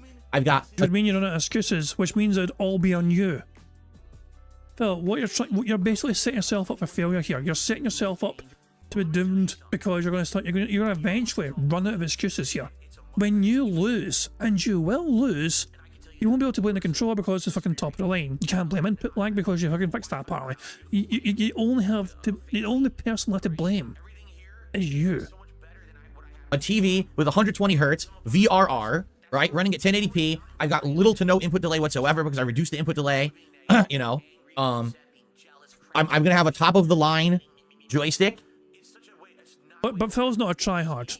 Remember, guys, Phil's basically a casual player. You know, he wants to play it more often, but he can't. He doesn't take the game super seriously like all these other fucking people that are playing it 24/7. Give me a fucking break, Phil. You are the ultimate fucking tryhard, and you're still a goddamn fucking scrub. Right? Like, now, what color did they order? Good question, Dab Hands. They actually asked me what color I wanted, and I said, surprise me. I don't care. I don't care what the color is. So I know that I guess there's a purple one and a white one. I don't really care what color it is. I guess we'll see what they ordered if it's legit. Okay? So it's arriving tomorrow. I just don't know when. And we'll see if it's real or not. I'm sure all eyes will be on this. It could be a box of you know, live scorpions. No, you can't get those on Amazon. That's what I mean. Like, it's coming straight off of Amazon. It's a legit Amazon shipment in box. So I know to trust it. It's something they ordered off of Amazon. Now, is it necessarily the joystick? Maybe not. It could be baloney. It could be like a stupid thing that's, you know, messing with me. I don't know. But I think, you know, it's hopefully it's legit. You would hope that they're not messing with me, right? But they could be. They sent me the link. It says you can track the delivery with this link. And you click on it. And it does open up in Amazon tracking a shipment. But it doesn't say what the shipment is. It just says shipped, carrier picked up the package. And that's it. Yeah.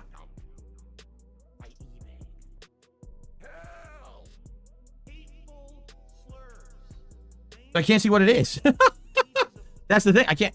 It doesn't show you on Amazon. I guess when you send someone a tracking link, it shows you the tracking link. But it doesn't show you anything else. Well, let me get this straight, Phil. I just want to understand the situation. He got an email from somebody he didn't recognise, he's never talked to before, he doesn't know who it is, who's offering something of great reward. Something very expensive and costly. And so Phil has no idea who this is, okay? He doesn't know who they are whatsoever, but he immediately trusts them because there's money involved and a potential nice bit of treasure for him, essentially. And he's clicking links sent to him by this mysterious stranger that Phil is trusting to be Amazon. This is how people get fucking hit with some malware shit, Phil. You are not doing your oh my fucking god. Look, I'm not trying to fucking encourage this shit, by the way, in case people think I'm trying to encourage people to do this to Phil. I'm not. But he is. Look, if you get sent an email from somebody you don't trust, and there's links involved, don't fucking click those fucking links. That's how fucking people get their fucking accounts fucking compromised and all that fucking shit. Jesus Christ, man. Yeah. So I can't see if this is legit or not. I mean, it is weird. It is definitely weird that they don't send you information about what it is that's shipping. Like, it just says, arriving tomorrow by 10 p.m., but that's the default, and then they update that during the day, right? But it says nothing about what the item is. At all. It just says ship, and it says address info.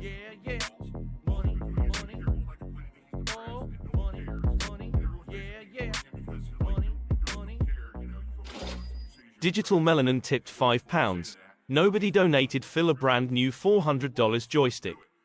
He is full of shit and I don't think even the dents believe this BS either.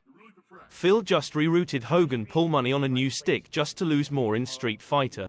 That could be true. I mean, like, remember, we can't trust Phil. All we have is Phil's word. And Phil's word is extremely unreliable. If Phil is to be believed, then he has had multiple random, anonymous, unknown fans gift him so many things over the years. Just because Phil wanted it, because Phil asked for it. Even though he makes 6 figures per year, and has done now for the last 15 years, he is still fucking waiting for fans to give him shit to improve his business and make things better for him. He is never willing to properly invest in his own fucking business. But there you fucking go. So yes, it more than likely is just Phil just doing it himself. Who fucking knows? He wants to fucking pretend he's loved or something, I don't know. But it says nothing about what the item is. At all. It just says shipped, and it says address info, Amazon customer, address was hidden for privacy. Which is fine, I understand that. They don't want me, they don't want that information. I don't need to know the address it came from. But it could be bullshit. Are you sure? Are you sure you don't need to know that information? Because you fucking requested that kind of information before from people. Shit. So, here's the thing. If it is bullshit, if this is just someone messing with me, and it's not really the joystick they're claiming, and if it's, like someone said, maybe it's a box of adult diapers, right? It could be. It could be a joke. It could be someone pranking me, right? And if that's the case, I guess that's all right. Who cares, right? But it is something legit off of him. I guess I'll know when I see the size of the box, right? If it's this joystick, it's going to be a huge box. If it's a tiny little box, I know it's not what it is. I'll just throw it out, right? I guess we'll find out tomorrow. But anyway, yeah, so I guess we'll see what happens. Now, at the very least, okay, the Sanwa joystick is coming today. All right, so at the very least, I will be able to install the Sanwa, and hopefully that will fix the issue. No guarantees, because the wires could be damaged. I don't know. But I'm hoping for the best. I'm hoping for the best. By the way, they just updated it again. Now it says it's going to come between 12 and 3. Yeah, they updated it.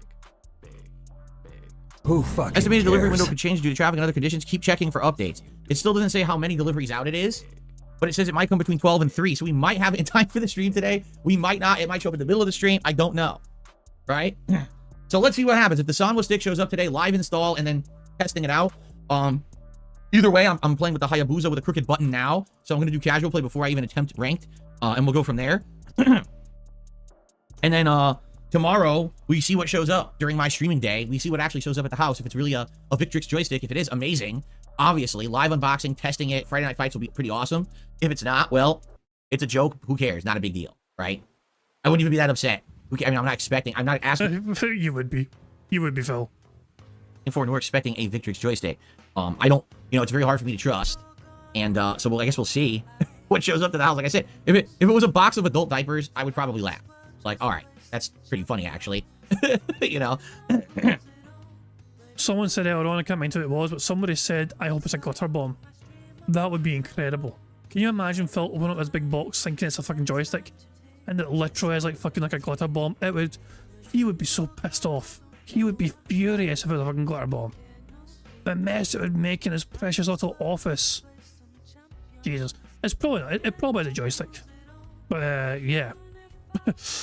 I guess we'll have to wait and see till tomorrow. But if Phil does, I was about to fucking say something, but I fear it would fucking trigger a potential shenanigan. I was going to say if Phil gets, okay, how about this? If Phil gets a glitter bomb tomorrow, free space. No, not even free space. If Phil gets a glitter bomb tomorrow, full house. If it's a glitter bomb he's got tomorrow, full house. Only for tomorrow. That way there's no fucking shenanigans involved, or it's like people try and fucking get full houses for future bingos. No. But for tomorrow, if Phil fucking if it's a fucking shenanigan thing and he's got, you know, then okay, you know, screw it. Nah, I've knowing Phil, he seems very confident. If Phil wasn't confident, he wouldn't be openly discussing this with his audience. So I feel quite sure that it's probably a fucking controller he's getting tomorrow. Until he probably bought it himself, so it's probably just fucking fake drama he's trying to just start out of nowhere. Anyway, let me just throw this image in the member Discord for members to do with it what they wish to do. Drunk side Phil. Anyway, let's crack on with the bingo. Bingo card's going quite well, by the way, guys. We're doing quite well indeed. Still more things to tick off. I know it's a bit hard to see the bingo background image because it's a white background, but the background picture as well has white in it as well. So here's the background without the picture. That's how well we're doing in the bingo card so far. We've got all this ticked off so far, but all the rest of the stuff is still to go, of course. So we got all that left. So there you go. Anyway, so that's what's going on with the joystick. All right. So now I think what we should do, let's transition into Phil's day off, and then we'll talk about the schedule for the week, and then we'll do game news, and then we'll move on with the show. Okay. Phil's day off. You looking forward to this? Okay. All right. So Phil's day off. Yesterday it was 88 degrees outside. You forgot to transition, Phil. You have a special slide for it. This is why I zoomed the camera out. You have a special thing for it. You forgot to press the button. And it was full sun and there were no clouds in the sky. It sucked. So my wife and I went out. Most people would fucking love a beautiful sunny summer day to fucking spend with a fucking loved one on a day off. Oh my dog! What's up? Thank you very much to Medusa Jr. for the super chat, who says the odds Phil bought the wrong stick on purpose. No idea. I got no idea. Phil seems confident in the stick, you know, so who fucking knows? I still feel like if this was some sort of... He would not be talking about this publicly if he wasn't sure. Because he knows better. Look what happened with fucking Joystick USA and the PC. He kept that shit quiet and he wasn't going to tell anyone about it until Joystick USA himself mentioned it in his own stream. So, yeah. Phil would not be talking about this unless he was sure. In my opinion. And did some stuff. We went grocery shopping together. We had a couple appointments we had to do in the afternoon. We went to the pet store and saw a bunch of cute animals. They actually got a scorpion. A black scorpion. And it was very active. It was like going crazy in its container cage thing. I was like, oh, that's kind of neat. I haven't seen a real scorpion in person probably since I was like, you know, at a zoo or something at some point. So that was neat. And we saw some kitties. They had like kitties for adoption. One of them was like, meow, meow, meow, meow, wouldn't stop talking. It was really funny. It was a cute kitten. And of course, that one says, oh, it already has a home lined up. Of course, it's the kitten that won't stop talking. That's the one that's going to get the home right away, right? Yeah, so we got Jasper some stuff.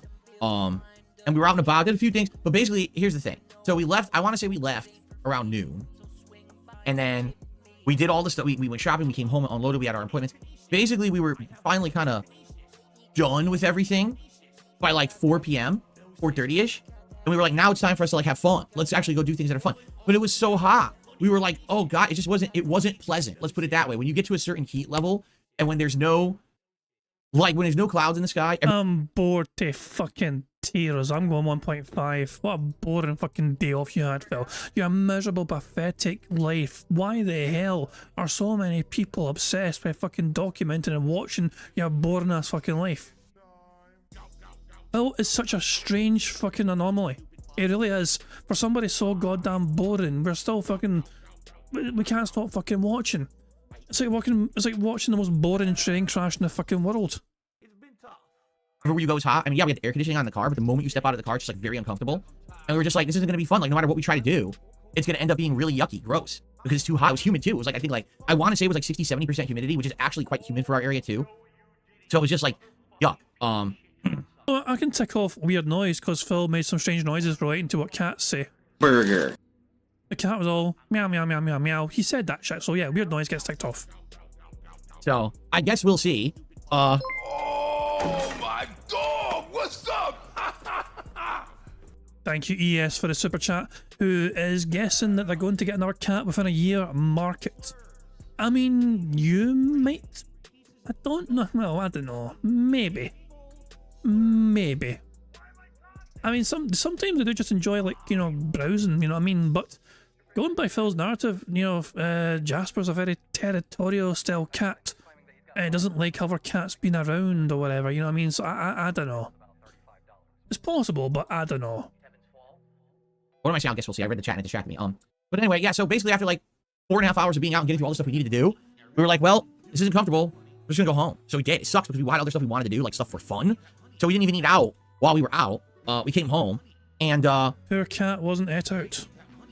You know, we relaxed for a while. We cleaned the house a little bit. We watched a lot of BattleBots. I keep telling you guys we've been watching BattleBots recently, and we're going through all the seasons that are available on Max. And at this point, we're up to almost the latest season, but not yet. Like, we've been really binge watching it for like over a month. All the time we watch TV is usually BattleBots. Who fucking cares?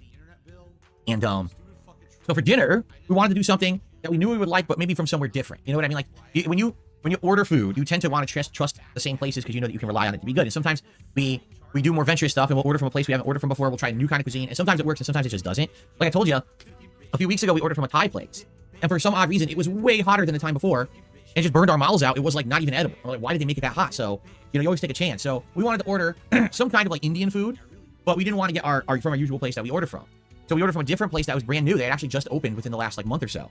And we basically kind of ordered things that we knew we would like. But this place, we didn't know how they were going to do it, if it was different or not. So I ordered chicken vindaloo curry. And my wife ordered lamb is it biryani or biryani? I don't know. Biryani. Also, vindaloos are fucking hot. Why would... Hold on. I've never ate one, but a vindaloo, to my understanding, is a really hot fucking curry. So he's bitching and whining and moaning about the hotness levels and the spice levels, and yet he ordered a fucking vindaloo. Those are not fucking mild curries. What the hell is wrong with his dumb ass? If he complains about the vindaloo being too fucking hot, they're meant to be. I don't know how to pronounce it. It's the rice dish where they put all kinds of seasonings and ingredients in it and cook it up with the meat, right?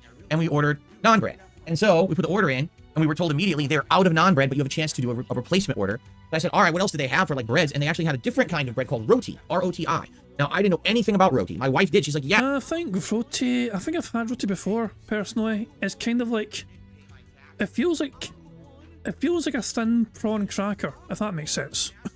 If it's what I think it is, aye, it's kind of like that. It's a different kind of Indian bread that they really like. You know, also, it's not just Indian. I guess Middle Eastern food eats it too. But it's another very popular bread. And since I was getting curry, I was going to want something to dip in it. Like, all right, we'll try that instead. Okay? So we ordered this roti bread and we ordered this other stuff. So, first of all, the food shows up. And I pick up the bag. I'm like, the bag is so heavy. I was like, oh my god. You're just so weak, Phil. You're a weak little fucking noodle-armed man-child who's not used to fucking manual labor. This bag is like incredibly heavy. Like, how much is in here? And so I go to the table. My curry, all right, this is the same price as other Indian restaurants in the area. It wasn't like it was overly expensive. My curry was in this giant round platter, and it was deep. I kid you not. This was definitely... I'm sorry, but there's plenty of thumbnail material here that I cannot ignore. It would be criminal of me to ignore some of this potential thumbnail material. Was in this giant round... So... I don't know, like that maybe? That could be a really good one. That might be a really good one. Hold on, where were we? Like there. But yeah, okay, screw it, that one. Yeah. We'll have that one. We'll go for this one, shall we? Fuck me, man. Hey, I've got to get a thumbnail for tomorrow sorted. You know what I mean? So this is priorities. I'm preparing for tomorrow today. That's what I do. Oh, we got that. That worked out. That went really well, actually. That worked out very well indeed. Let me go here and while I hold on, tackles has been at again. Very slow now for some reason. Don't know why it's loading so slowly. But there's the reveal right there.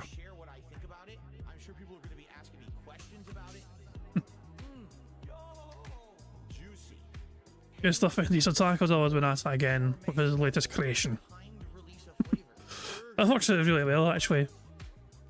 Need to make Phil's face a bit more redder though, taking a match the rest of this guy's power from overconsumption of alcohol. But I believe there is one more frame here to potentially get. On platter. So, is it? Is he visualizing eating this thing? Look at his mouth. He was actually visualizing like lifting it to his mouth or something. This is too good to ignore as well, by the way. This is too good to ignore. This is too good to ignore. 2 seconds. This is the last one for now. Until like our second or two later when I see a better one. I don't know. But let me try this one as well. So we've got him holding his hands up with that, and then he's holding his hands down as though he's holding something. Oh, it went a bit strange with it. Balls. I'm going to throw like just the raw image in the member Discord, and people can work their magic, you know, better than I can. Right, I think that's all the funny images. So let's get back to the bingo. And it was deep. I kid you not. This was definitely like 1.5 pounds of curry. There was so much curry, and I was like, holy shit, I have not seen a place give you that much. And then my wife's biryani rice also was this giant rectangular container that was deep, and it also was weighing like maybe 1.5 pounds, if not heavier than that. And so we were like, whoa, this place definitely is massive on the portions. Now, they're brand new, so maybe they're trying to get business by being massive on the portions, and that will change, who knows. But, I mean, it was a ton of food for other places where we order, and you don't get nearly that much, okay? So, we open up the food, and immediately we notice something. The smell. It's incredibly aromatic, right? I take a taste of my chicken vindaloo.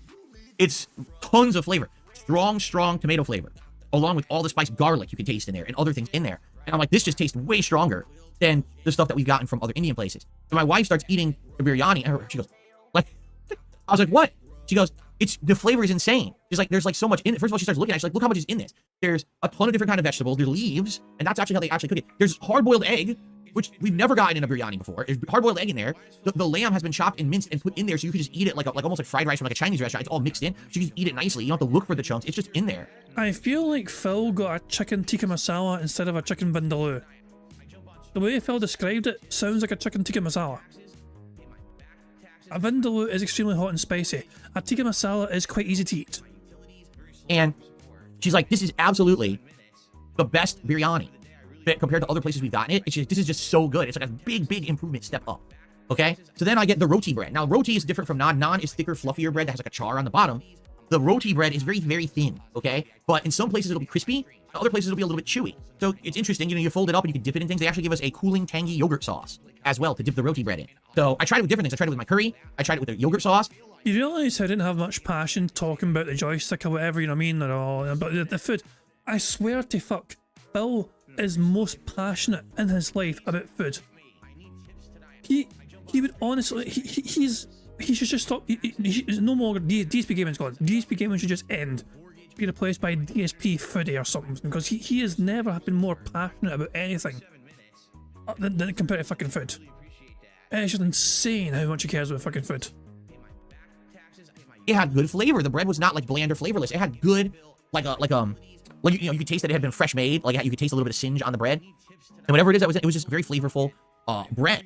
So I was just blown away. I was like, so basically every single thing we've ordered from this place is a big improvement on the other Indian places that we've actually gotten in the area. So, you know, you don't know what you're missing until you have it. And then when we got this food and saw how much better it was bigger portion, way more flavor, right? But there was one catch, okay? For those who don't know, chicken vindaloo is actually supposed to be spicy, and I was okay with that. I knew that when I ordered it. So I started eating it. And by the way, it has potatoes in there too, which was good because I swear I've gotten Vindaloo other places they didn't put potatoes in, but this one had potatoes in it too.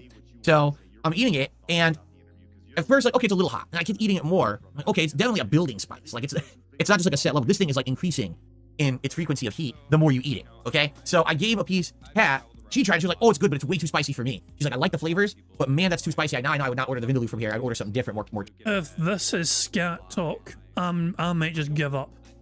If we're about to get some fucking scat talk in this bitch, I might just bail. Hey, okay. So then I just keep eating, and then oh my god, it just kind of I get to the level where it's like, wait a minute, oh, my eyes are watering, my face is like pink. I'm like, oh, it's good. I love the flavor. I need to eat more, but oh, the spice. Oh, it's like painful to eat. But I love it. Like, I'm loving it. It's a good kind of spice. The difference is some places the spice is like this overwhelming bite that burns your mouth. This wasn't doing that. It was just generally raising my body temperature by a lot. I was like, oh man, but it was good.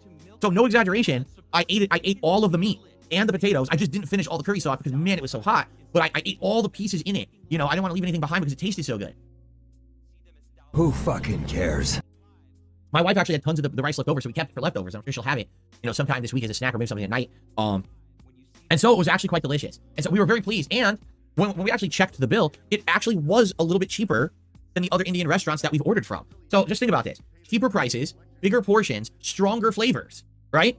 Like, how do you go wrong? I mean, you don't, right? It was super good. So we were very, very pleased with our meal. And we're looking forward to possibly getting it again in the future. And if we order India, that's probably where we're going to order from because it was so dang good, okay? So we had a good meal. But basically outside of that, yeah, we just watched a lot of BattleBots. It was very hot. We had all the air conditioners pumping, but it was still like 80 degrees downstairs. So not much you could do. Or when you're hot, you come upstairs here where all the air conditioners are pumping. We can't have an air conditioner downstairs because we don't have a window. I'm serious. We don't have a window. All the windows downstairs are considered bay windows, meaning they don't open. So we can't put an air conditioner in a window downstairs. We're stuck with all of them up here and trying to get, you know, the air to go downstairs. We have a bunch of fans and stuff trying to blow the air downstairs, and sometimes it works, but it's just when the ambient heat becomes so strong at one point, it's like, what are you gonna do? You sweat it out, right? So, and that's what I mean. We're gonna have to do that for like at least another week. The temperatures are not going down at all. Okay. It's fucking summer, you fucking dumbass. So anyway, so people are asking me. Hey, Phil finally said so anyway. Burger. About fucking time. Did I blow up the toilet?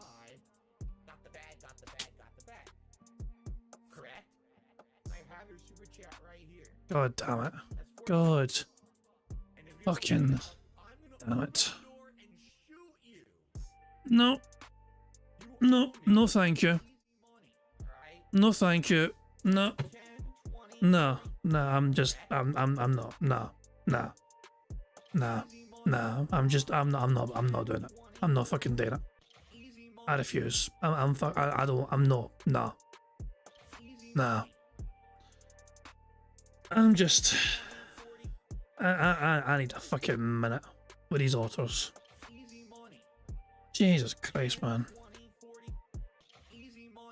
Ah, goddamn. I hate being right. Sometimes. Fuck me, man. Ah, bloody hell. Right. He blames his chat, though, for asking. I want to kind of stress that. He uses his chat as a reason to bring it up. I'll rewind and see, guys, see what he says. So anyway, so people are asking me, did I blow up the toilet? Well, let me put it this way. I was fine for most of the day. Really, I was. And so it's the end of the night, and we're getting ready for bed, and my wife is in the shower, and after she's out of the shower, we go right to bed. And so it's my job to wrangle Jasper Kitty and get him upstairs into the bedroom so we can all go to sleep. Because if we don't put him in the bedroom, he runs all around the house all night making noise and wakes us up. And it's the only way we get a restful sleep is to have him sleep with us in the bedroom and close the door. Okay? So it's my job to wrangle Jasper Kitty. And I can hear my wife's getting out of the shower. I was like, okay, now it's time. And so I go to get Jasper. And the moment that I bend over to try to like pick him up, I hear... Oh! Wait a minute. Oh! Oh, boy! And I ran to the bathroom. And I mean, I could describe what happened, but I might actually like the stream might actually have to be shut down if I do, because of the level of graphic activity that happened. Okay, but let's just say a chicken Vindaloo. I mean, no, I'm gonna let him finish first. Vindaloo is just as spicy on the way out. Okay, so yeah, fuck you. Like. What was it last year? Was it Monday? I think it was Monday. I'm not sure, was it Monday? Well, I wasn't feeling too well, or Sunday, I don't know. One of the more recent streams I did, I actually wasn't feeling too great myself. Now, did I give you guys graphic detail as to why I wasn't feeling well? No! I just briefly explained, guys, the stream, the bingo's gonna continue. I need to fucking, like, I need to take care of something, basically, you know? Not feeling great. I'll be back as soon as I can, you know? And I left it at that, and I returned, and didn't even talk about the experience. Because that sort of fucking humour is so... Why, no one wants to hear that shit. Literally. No one's interested in that. Phil. Fucking hell. This is the level of his humour. This is what he thinks his fans crave. Yes, Phil, please tell us more about your bowel movements in graphic detail. Yeah, video next time. DSP tries it. Clogging a toilet. Fuck me, man. This is pain. Fuck it. Let's just get on, mate. We're over the worst yet, I think. I'm going 1.75 speed though. It was pretty bad.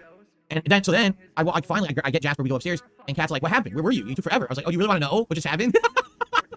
Like, of course, that happened the moment before I'm going to bed. Like, it couldn't happen during the day. The moment I'm going to bed is when it hit, right? Hey, so Phil did not take a shower, the stinky prick. Cat's all nice and clean, but Phil's like, I just fucking had like a, a bathroom emergency. I probably stink to high hell, but let's just go straight to bed. So, yeah. Anyway, that was my day off. That was Phil's day. I forgot to do the Phil's day off. Oh, man. All right, hold on. I gotta start over. All right. So, basically yesterday, it was very hot. It was like 88 degrees. And so because of that, we had a lot of stuff we had to do. And we started off, going out and doing our usual stuff. Like we went out grocery. I'm not gonna do Phil's day off again. What are you kidding me? I'm not starting over. Just because I forgot the logo, big deal, right? People are like, wait a minute, he actually is starting over. It's not a joke. No, it's a joke. I'm not gonna do that segment again. Come on. That's ridiculous. Good one. Okay. All right. So that was Phil's day off. All right. Let's talk about the schedule. All right. Today, it's a messy Street Fighter 6 stream to say the least, right? Like, I don't even know how Street Fighter 6 is gonna go as I start today. Here, let me see if I can update this. It still hasn't said excited yet, bizarrely. This is out for delivery, but it still doesn't say how many stops or where the person is yet. So, we're going to start with the Hayabusa joystick and the crooked button and try to play some casual play with Bison and warm up. I did watch some Bison videos last night, and I think, at this point, I'm finally getting it. And what I mean by that is, I think the flaw in my game, honestly, is that I'm trying to poke people with standing medium punch, low medium punch, and it's actually not that good. Medium punch actually gets stuffed quite a bit.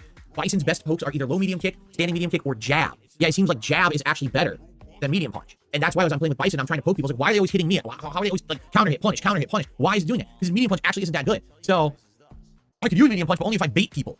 Okay? So if I bait, like I go forward, then I like do a back step, wait for them to attack, then counter attack. Okay? But in the meantime, I don't use jab a lot more. And the thing is, jab, if you time it right, you can combo jab into crouching medium, and then you can drive rush after for a full combo. Or so you hate it when people spam jab against you, but you're going to fucking spam jab against other people. So one rule for thee, other for re. Or you could just do EX scissor kick after the medium, and you could just do a combo off of that. So it might actually be a safer hit confirm for me that I won't be drive rush canceling and burning more meter, and it might hit more often. Like it might actually stop getting stuffed as much.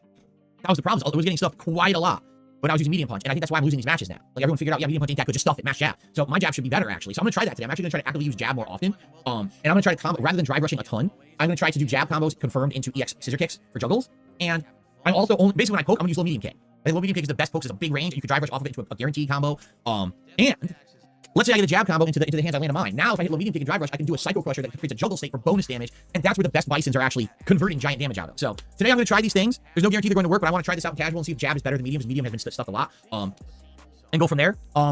So that's it. But here's the thing: we're starting with this messed up joystick. At some point, the Sanwa stick should arrive. I should be able to install the Sanwa stick in there. Maybe that'll improve the situation and make it better. I don't know. We'll find out.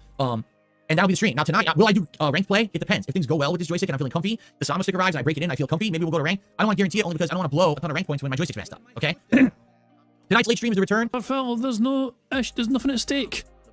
By your own, claims, there's nothing at stake. Casual, ranked, it's all the same. So what's the big fucking deal, bitch? Oh, Riven Remastered. Yes, people have been wanting Riven all week. It's finally coming back tonight, and this week I'm not going to miss any night streams, so I should be able to do full double stream days, and it shouldn't be an issue whatsoever. Good stuff there. So Riven Remastered tonight on the late stream, 6:45 p.m. Pacific time. Please come by and hang out. It'll be a good one. All right. Tomorrow it is Elden Ring: Shadow of the Erdtree DLC. Come on, just say boss a bunch of times, you fucking prick. Please, Phil. I rarely ask you for much, Phil. But just say boss a whole bunch. And we're going to be heading northwest into the big plateau area. I don't remember exactly what it's called, but yeah, we'll be exploring there. I've heard there's some interesting platforming and secret stuff there to do. And this is heading towards the end of the DLC, so we very well could beat Shadow of the Erdtree this week. We may not. I'm not sure if we will or not, but it looks like we're gonna get close either way. Okay? Tomorrow night, Friday Night Fights. Now, if this Victrix stick is real and actually shows up, great. Right? That'd be amazing. If the Victrix stick actually is real, and then we'll try it tomorrow on Friday Night Fights and see how good it is. If it's not real and it's bogus, well, I guess we'll just have a good laugh at it. You know, big deal, not a big deal, right? It's not. I wasn't expecting the Victrix to begin with. Who's gonna drop $400 on me? Really? Give me a second. Who's going to drop $400 on Phil? Well, we've got a pay-pig wall of shame here for all the money people dropped on Phil from before. You know, who's going to drop $400 on Phil Burnell? Oh, look at that, 700 there, 230 there, 635 there, 612 there, 968 there, 590 there for Big Papa Phil. What one? 784 here from Burnt Zapato, and the fucking 605 from Carlton Jr. Free. Let's just scroll down and see some more. 344 from Chicken Man, 653 from Choco Boko. Bear in mind, these stopped being updated last year. Pizza P stopped updating the shit, and some of these fucking deadheads are still giving him money. Choco Boko, I think, is one of them.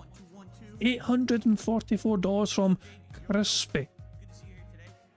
TM Full, 1,180. Corpon, 533. Cracker Jack, 777. Dan the Man, 534. Dark Viking, 159. 456. Dovich, 1,010. $400 from DSP. Someone calling himself DSP. Emo, of course, it gave him $2,900. My goodness, but we're only at F. We're only at our fucking F. Who would give Phil $400? Well, looking at the list of fucking pay pigs you've had over the years, quite a lot of them. Game Trekker, $2.5 grand. Gary BKK, $2,400. Bloody hell. Look at some of these numbers. Guitar player, Hasio X,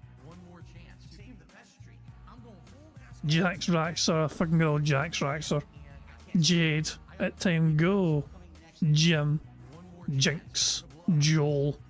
Well, look at these two in fucking quick succession. He's free. Fucking hell, man. Who would give Phil that sort of money indeed, eh? Who in the right mind would give Phil $400? Well, quite a lot of people, it turns out. Look at them all. Look at them all. So many names. Oh, bloody hell. Just... What about a trend? Let's see, look at this shit, average tips per day. Is it getting smaller and smaller over time? It does. That's the kind of good thing. And this is something that Peace is still tracking, by the way. Peace is still actively tracking this kind of thing, where he tracks Phil's... Well, I think it does it automatically for him, because of the kind of, you know, formula in there. So it kind of takes data from from here. Actually, it does do it manually. Okay, my bad. It does do it manually. So yeah, Phil used to be getting good money.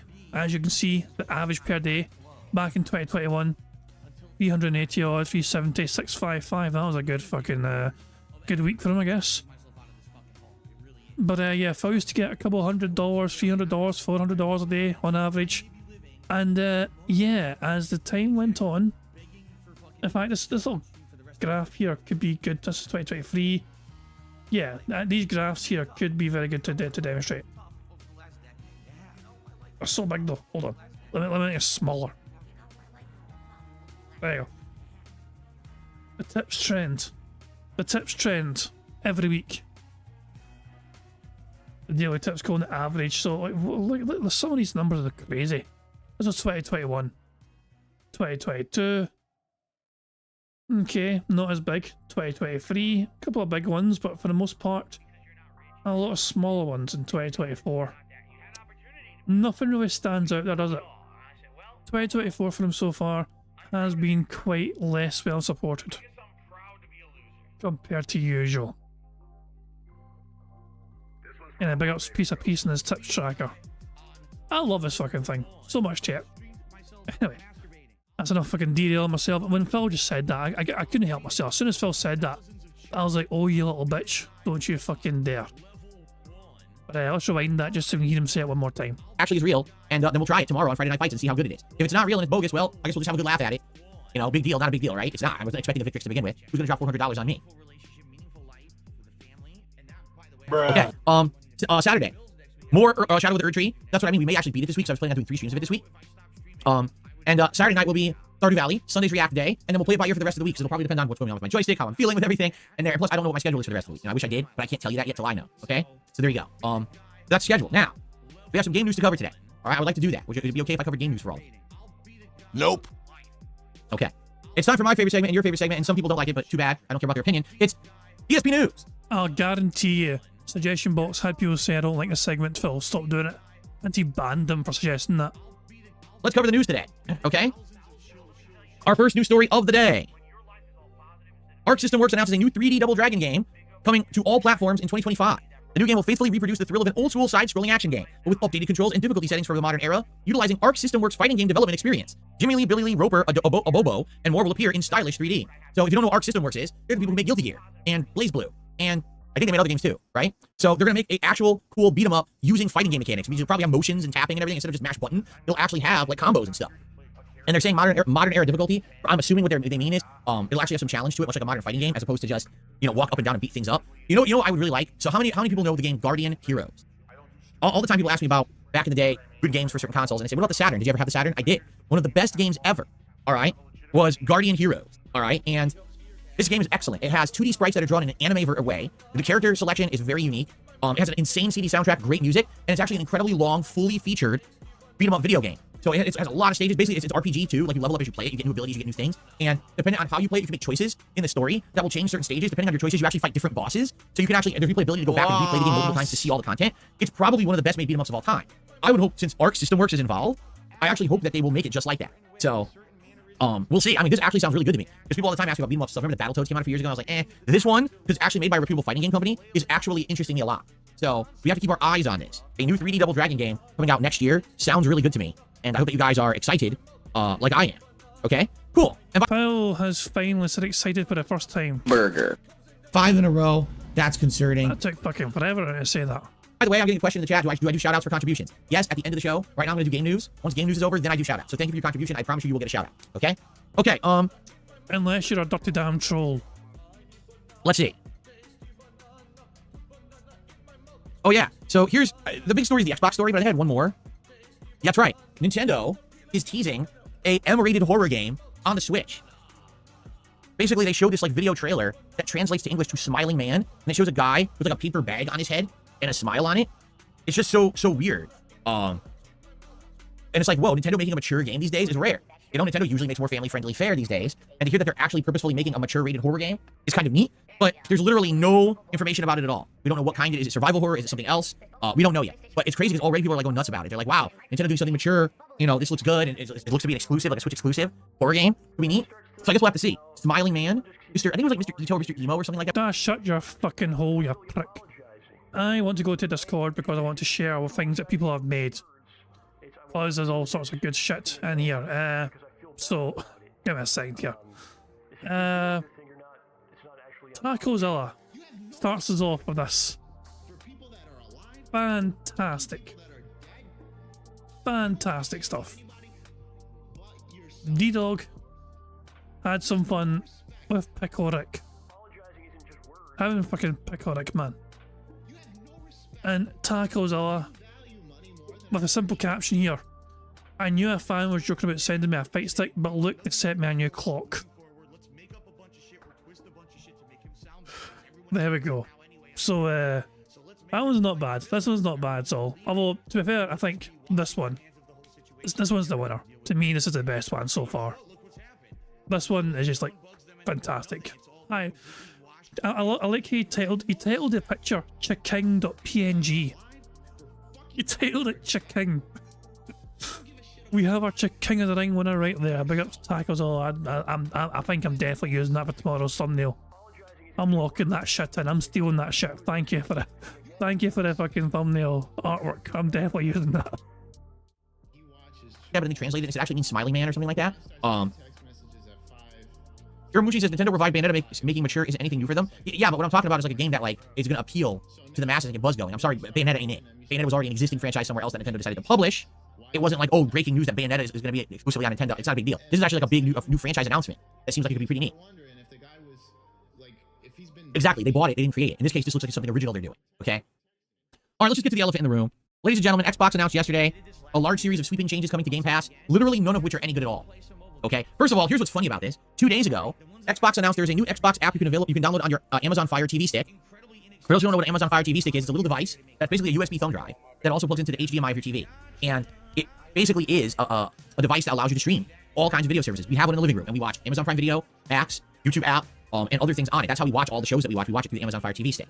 So they announced that basically now with this Fire TV stick, if you have Xbox Game Pass, you will be allowed to stream games through the cloud onto the Fire Stick for free, as long as you're paying for the Game Pass subscription. You don't need a console. You can now play Xbox games streamed through the cloud. And everyone was like, oh, is this part of the plan that Phil Spencer was mentioning? Remember he was saying Xbox Anywhere, they're no longer confined to the console? Yeah, this is actually their plan. They're planning on having Xbox app be updated on all formats, that now you can just stream their games through the cloud. You don't need a console anymore. Okay? Now, some are already skeptical about this. I'm one of them. Why? I shit you not, our Fire TV stick ain't that great. Like, we've had various different versions of this stick over the years. Basically what happens is after like a year, the Fire TV stick just starts to run poorly. And likely it's because they're trying to push more data through it and more bullshit up in your face. But as they do that, it becomes bloated and it runs poorly. It does. And so usually about once every 1 to 2 years, you need to buy a new Fire TV stick because the last one just runs like shit. They're not expensive. When they go on sale, you can get one for like $20, but usually like 30, 40 bucks on Amazon. So it's not that big of a deal. It's certainly not the cost of a console. But just using a Fire TV stick to watch a video, in my experience, every 1 to 2 years, they kind of conk out and you got to buy another one. Now imagine you're trying to stream a full quality 1080p video game through that thing. Not just watching a static video that's streaming, but actually an interactive medium. Can you imagine that thing's not going to have some kind of lag or problems? Not just watching a static video that's streaming. Does Phil not... Did Phil just explain a video in pause? Kind of conk out and you gotta buy another one. Now imagine you're trying to stream a full quality 1080p video game through that thing. Not just watching a static video that's streaming, but actually an interactive medium. Can you imagine that thing's not going to have some kind of lag or problems? I don't believe it. I just don't. I'm sorry. Like, I feel like this is another Google Stadia attempt, and Xbox wants to take a shot at it now, but I am not, I am really, really not interested in streaming fully all of my games through a Fire TV stick when it hasn't even proven to be 100% reliable just for video streaming. Okay? Now, I haven't used it. Perhaps we will. Perhaps we could test this. Maybe we could actually get the Xbox app on there and see. Now, the thing is, we don't have a controller that works for it, I don't think. I don't know how you control your Amazon Fire TV stick, like with a game controller. How would you even do that? I'm not sure. I don't think it has, like, Bluetooth or wireless. I don't know how you would even sync a controller with it. Anyway, the reason I bring this up is because literally the day after this was announced, Xbox announces giant sweeping changes to the Xbox Game Pass system. Are you ready? So here's the sweeping changes. An across-the-board price increase. Okay? If you just have PC Game Pass, which doesn't include the consoles, it's going to go from $9.99 to $11.99 a month. If you have Xbox Game Pass Ultimate, currently it is $16.99 a month. It is now going up to $19.99 a month. Oh boy. Phil, we need to get some memberships again. DSP wasted. What does this say? Oh, it's gone before I could click. I couldn't click it in time. It's gone. Damn, it's gone. I don't know what it said. It was a 50-member Argentinian-style bomb, but I don't know what it said. No members were gained, apparently. So we don't know what it said. Balls. Maybe somebody else caught it in time, but I didn't get to see that shit in time. I missed it. Damn it. Immediately. There is no longer an Xbox Game Pass console tier available. Only if you still have it can you keep it. No new subscribers can sign up just for console Game Pass. There will be a new version of console Game Pass. Okay? And that version will be more expensive than the current one. So basically what they're doing is they're canceling all of the cheapest versions of Game Pass. They're upping the prices on the ones that exist. Okay? So now there's going to be... Yeah, so basically that Game Pass, what is it, Game Pass Standard or whatever, will no longer exist. There's going to be like, it's going to be like Game Pass 4, which I guess is the PC version. No, there's no Game Pass Console anymore. Now there's Game Pass Standard. There used to be Game Pass PC, Game Pass Console, Game Pass Ultimate, and I think there was even a really cheap version that was like just online play, right? And nothing else, no games at all. So now, there's not going to be a tier without games, I think. Like, it's very confusing. Like, I'm not kidding you. Everyone is confused. Everyone is confused at this new thing because everyone's scratching their head. So what comes with each version? So there's Game Pass Core for $9.99 a month, and that will have online console multiplayer, a limited catalog of 25 plus games on console, member deals and discounts, and that's it. That's all you get for $9.99 a month. Then there's going to be Game Pass Standard, which is $14.99 a month. That will have everything I just mentioned, plus the entire Game Pass catalog of games and Day One Game Editions. Okay? But no, wait, no, I'm wrong. Oh my God, this is so, I can't. Why did I do this? Even I can't make heads or tails of it. I have the chart in front of me, and I can't understand it. It's the most confusing fucking thing. So there's a $10, a $15, and a $20 a month plan. $10, all you get is online play. That's it. $15, you get a limited catalog of Xbox games, but you don't get the new games. You only get the catalog of Game Pass games that exist. You don't get day one new releases, okay? If you pay for Game Pass Ultimate, you get everything, including the day one releases, perks and discounts, EA Play, and Xbox Cloud Gaming. All right? Now, wait a minute. Did you hear what I just said? Allow me to reiterate what I just said. You only get Cloud Gaming with the Ultimate Pass.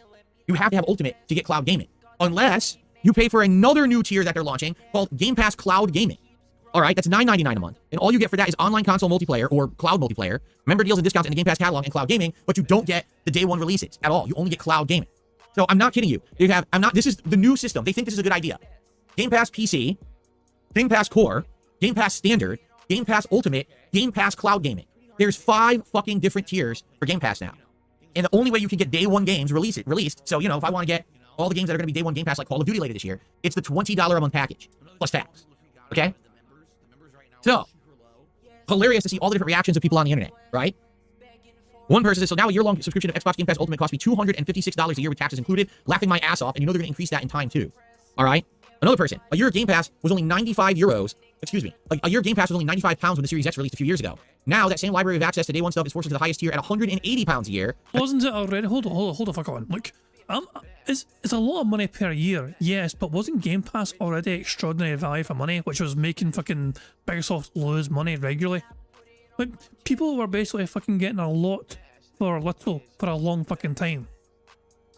So it wasn't a sustainable fucking business. They were always going to fucking have to change it eventually because people are already getting fucking way more value for it. The value for money was so fucking great that the business itself was hurting because they weren't making as much back as they should have done, essentially.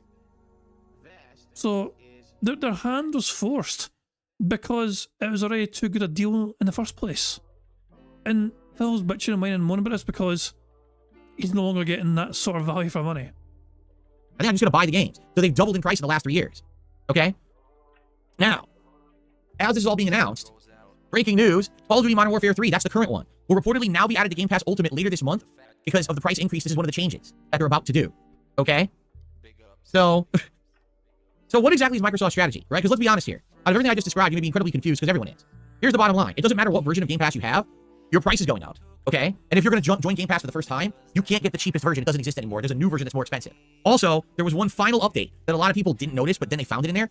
From now on, you can only pre-purchase 13 months of Game Pass subscription at a time, period. You can no longer stack Game Pass past 13 months. Do you want to know why? Because when Game Pass first launched, people found ways to get discounted memberships, and they would buy 5 to 10 years of it. So they're like, well, I never need to pay for Game Pass now for a decade. So people have paid like $100 at launch time and never paid another $1, and they have unlimited Game Pass for like a decade. So Microsoft doesn't want that to happen anymore. They realized a lot of people gamed the system when they found discounts. So now they made it you cannot have more than 13 months at a time, period. So you can only do your yearly update of your membership and one more month, and then they limit it. They say, sorry, you can't extend it past this time period. Come back later. Yeah.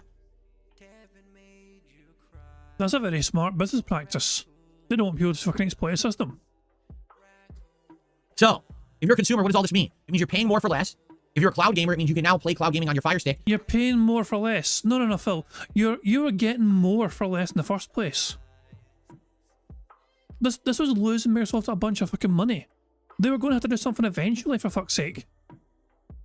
After years and years and years of getting more for less, all of a sudden it's changing, and Phil's like, this is unacceptable. Greedy fucking bitch. Oh, if you're a consumer, what does all this mean? It means you're paying more for less. If you're a cloud gamer, it means you can now play cloud gaming on your Fire Stick for a more expensive subscription fee. And it means that Call of Duty games apparently are coming to Game Pass. So, as a result directly of this Activision Blizzard merger, there's going to be Blizzard and Activision games now added to Game Pass, but you have to pay more. So if you're not planning on playing the Activision Blizzard games, you just got screwed because Microsoft wanted to buy another company. That's basically the story. They wanted to own another company, now you pay for it. That's literally what it is. They're passing the cost of the Activision Blizzard merger buyout. They're passing that cost along to the customer. Why don't you back it up with a source? My source is that I made it the fuck up. You know, which is just how inflation works too. When costs of everything go up, those increased prices are passed along to the customers, which is why in the United States we're all paying so much more for everything right now because of inflation, you know? So, yeah, it's basically we all have to now pay more for that. Now, if you benefit from it, great. Like, I will benefit. I'm not going to buy Call of Duty this year. I'm going to get it on Game Pass. Cool, right? If they add other Activision Blizzard games on there, I don't know what they would add. Like, I played Diablo last year. Maybe that would be a day one. That would be cool. Sure, I wouldn't have had to pay for Diablo. Neat.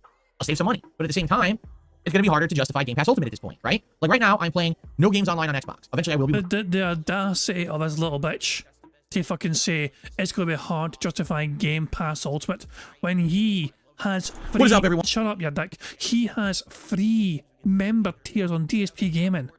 And the Super Supporter and the Ultra Supporter give you nothing extra. The audacity. BMW salesman tipped £1. This is rich coming from someone that got talked into shipping a lease BMW from Connecticut to Washington. The absurdity. Blowing dollars to save cents. I made hella commission by the way. Big ups. At least you got your fucking commission, you know, that's a thing. You hoodwinked that fucking gullible fucking Phil into getting that lease, you know what I mean? That's brilliant.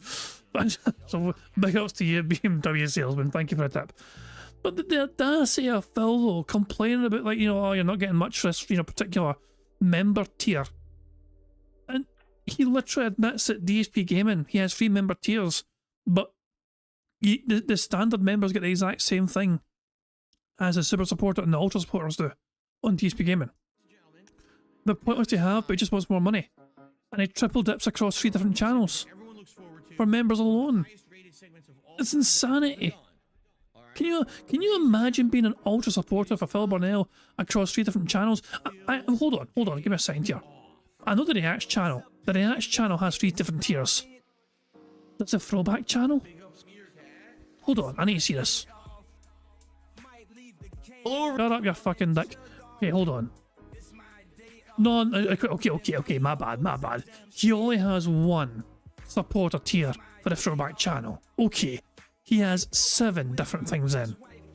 If you want to be an Ultra Supporter on DSP Gaming and an Ultra Supporter on DSP Reacts, that will cost you $40 odd a month. Plus, on throwback, another $4 or $5, whatever.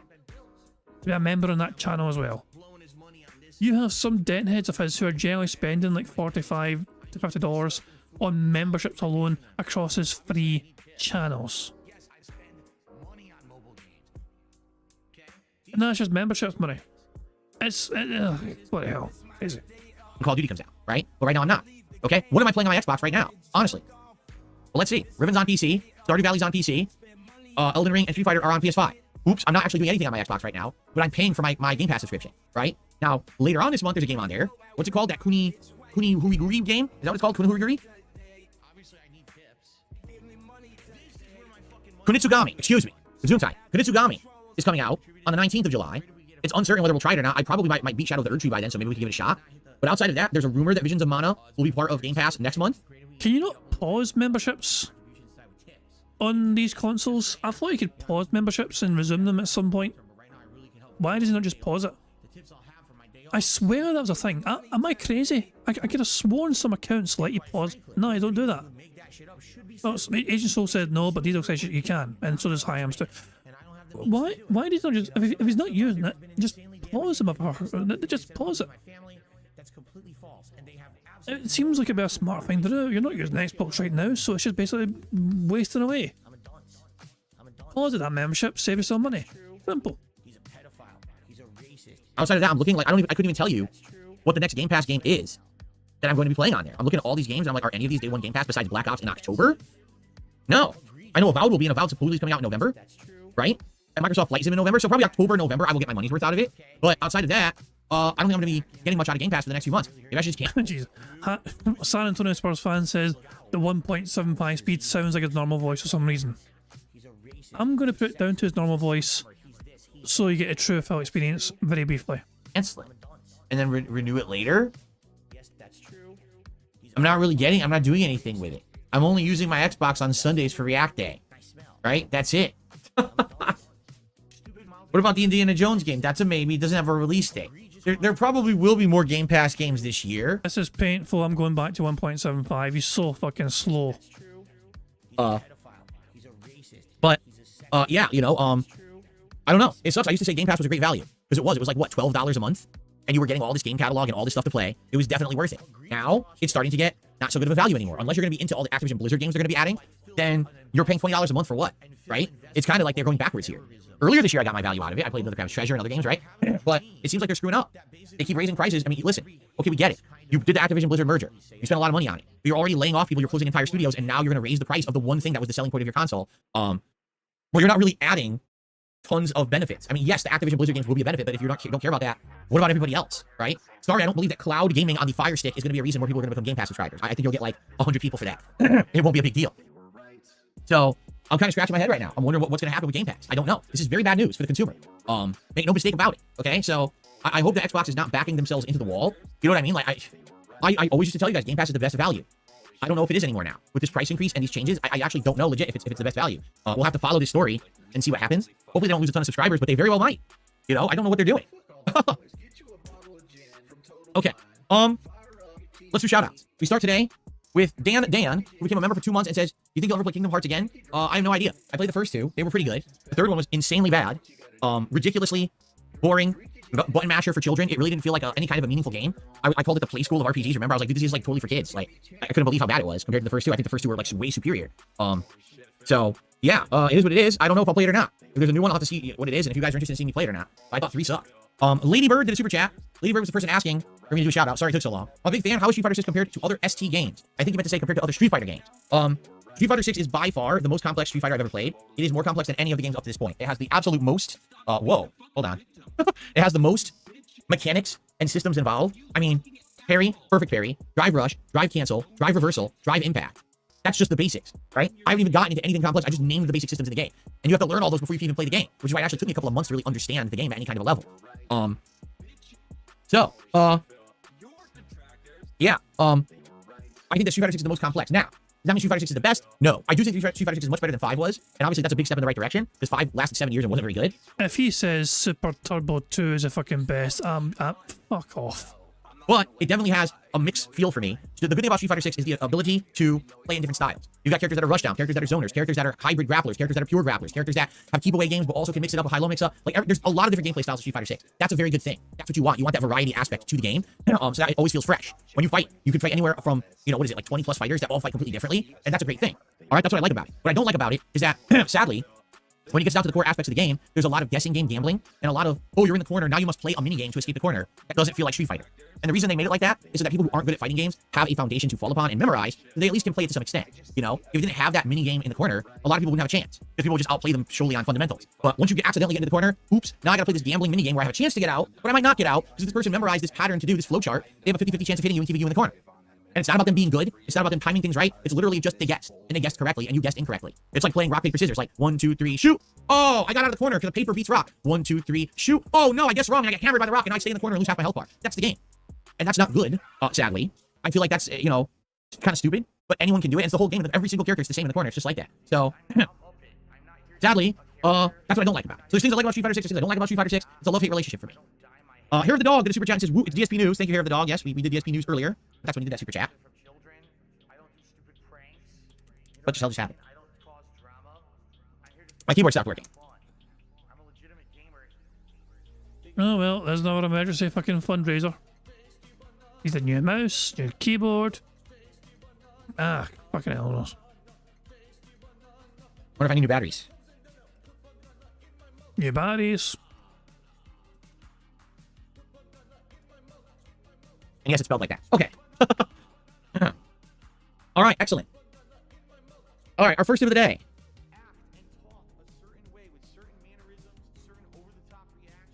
Apparently we have 100 likes, which means we have our first, well, sorry, my bad. We have our third free space of the game.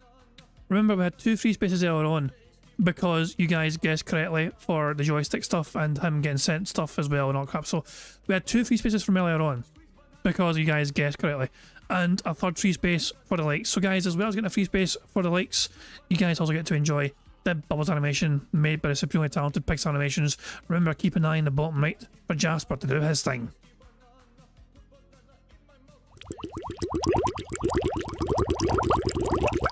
Welcome up, young Jasper. Good cat.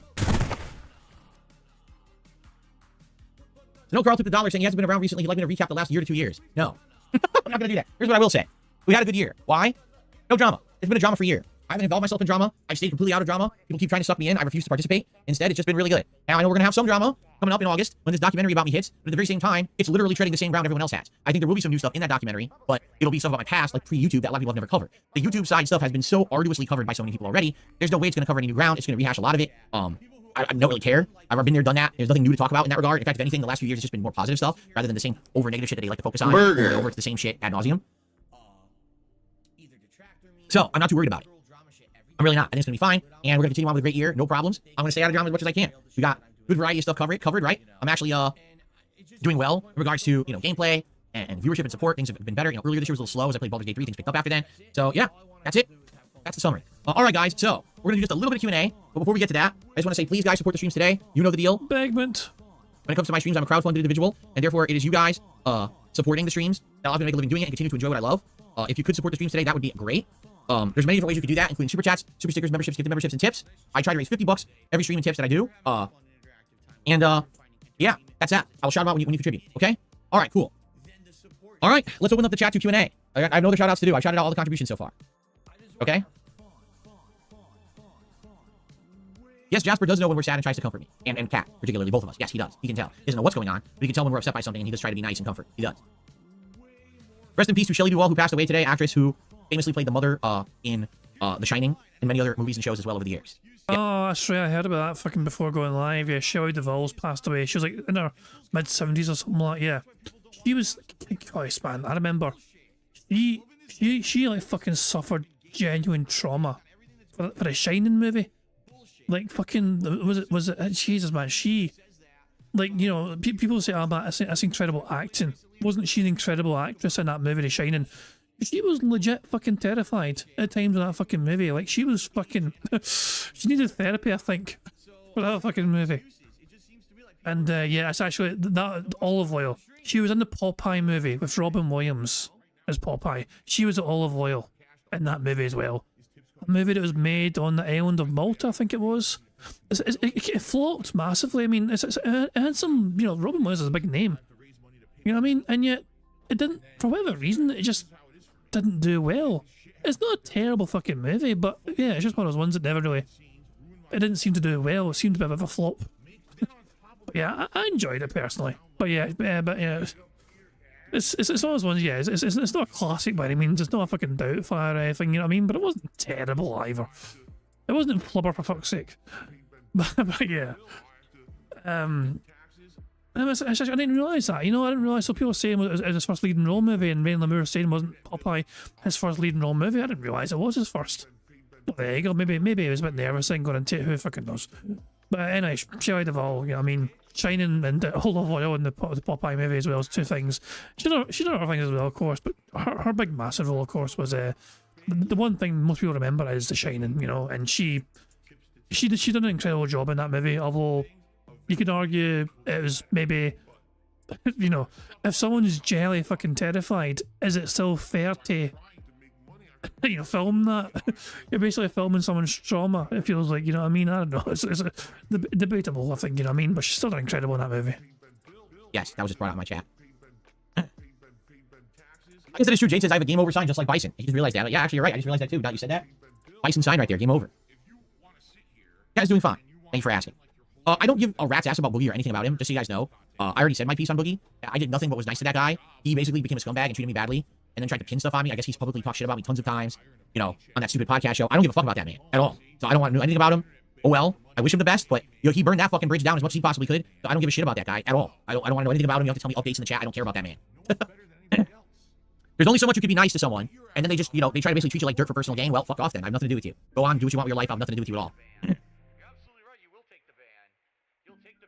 I mean, I've not been really keeping too many tabs on the Boogie situation either, but it seems like he might have lied about having cancer, which is a horrible thing to fucking be accused of. And yeah, I mean, that's a disgusting thing to lie about if that's true.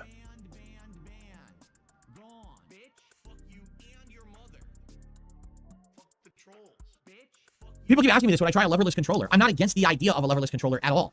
Your 4 fingers would be like left, right, up, down. And you just have to memorize, I guess, which would be like, what would be, obviously, like left would be probably your ring finger, right? That'd be left. Probably your middle finger would be jump.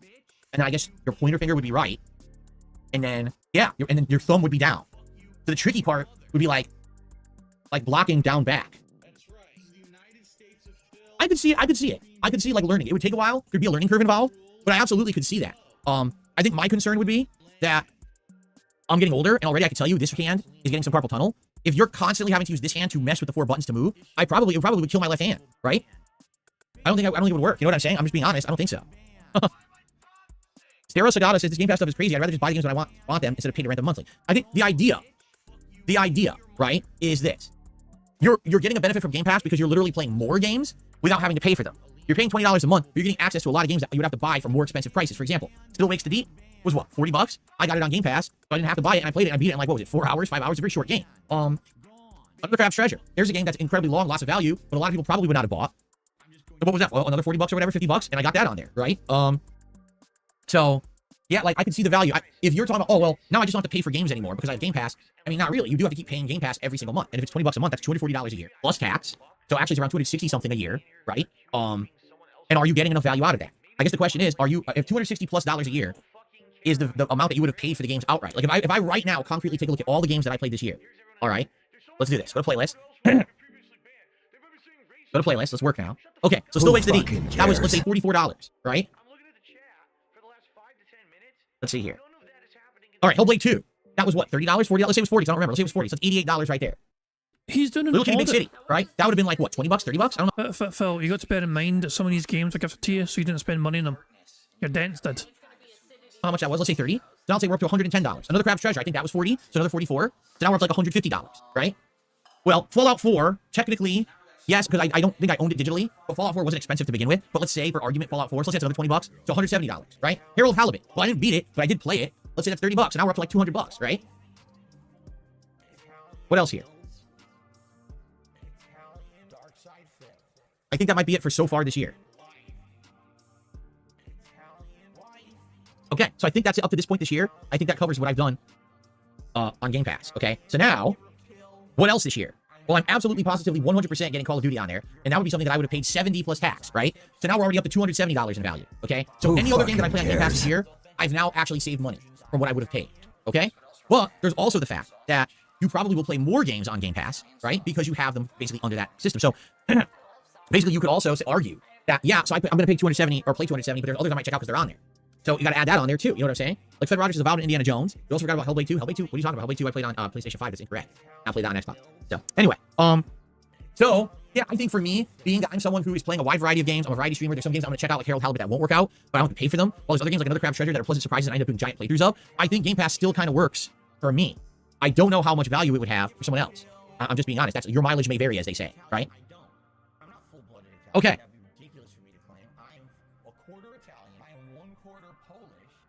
Yeah, Snow Crawl to another dollar says, what are you doing about your hand? Are you doing any exercises? I mean, as I get older, I'm gonna have to start doing more regular exercises, stretch exercises for the hand.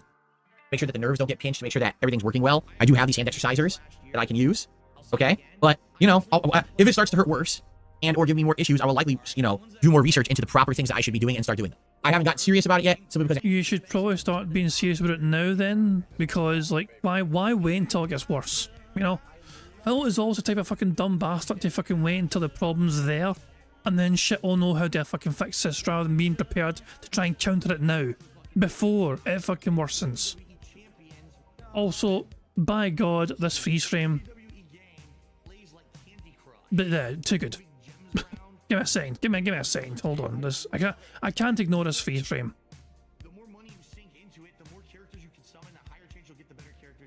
Yeah, maybe a second here. Let me just work my magic, and by my magic I mean the website's going to do it for me because I'm a lazy bastard. Ta-da! There we go. And I just throw that in the member Discord. Jesus, we have a whole bunch of things to. The member Discord has some interesting things to say the least, but I think I'll wait until Phil gets to that point. So yeah, let's just let Phil cook until he puts on the blonde wig. It hasn't gotten that bad yet, but it very well could, right? By the way, if you haven't noticed, I've been frequently checking my phone to see if there's any updates on the joystick being delivered, and as of right now, there's still none. It just keeps saying, now arriving today, 12 to 3 p.m., and I keep checking and it keeps saying out for delivery, but doesn't give any update. So I guess it's out for delivery, but it's not in the next couple of hours, which sucks. So I guess we're going to play with this bootleg setup with the Hayabusa stick and the crooked button to start. See how that goes, and then once the Sanwa shows up, maybe do the swap when it shows up. I don't know if we'll be doing ranked today, but because of this issue, we'll see. But let's at least give it a shot and see how I do. Oh, hold on, Cadence. No, that's the wrong thing. Cadence, Anime Girl seems a bit confused here. Cadence, the thing arriving today is the literal joystick replacement. Not the whole controller replacement, but the joystick replacement.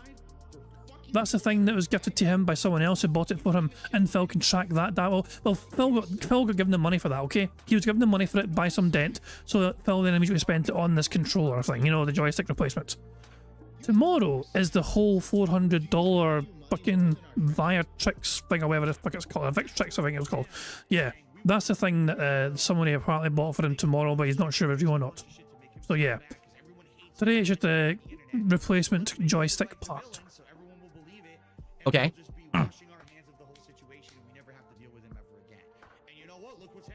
Why not swap Riven and Street Fighter? Because Riven is a late night chill stream that has its audience and still in the late shift. People are used to coming by for late night chill streams. They're not used to coming by in the day. The late shift. Are you talking about yourself doing the late shift, or your dent head's giving you money? Like this is the dent head's late shift to fucking fork over the contributions towards Phil Burnell. Step up and throw forward your money. Day for Riven. So if I did Riven right now, I'd have a much smaller audience than I should probably have for a day stream, and that's why I'm not going to do that. Basically, money. Money.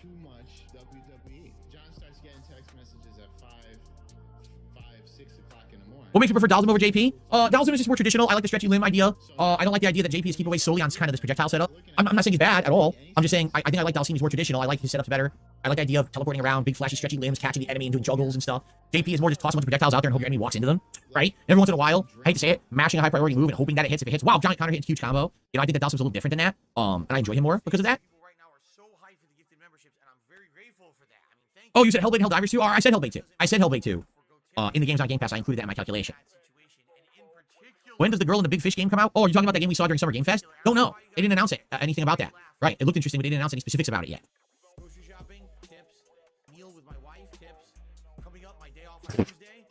Rock Hard Nipple, a name that I'm definitely not putting on my leaderboard, just sent me $3 and said, have you considered doing a Super Mario Wonder playthrough? It's a fantastic game. I did.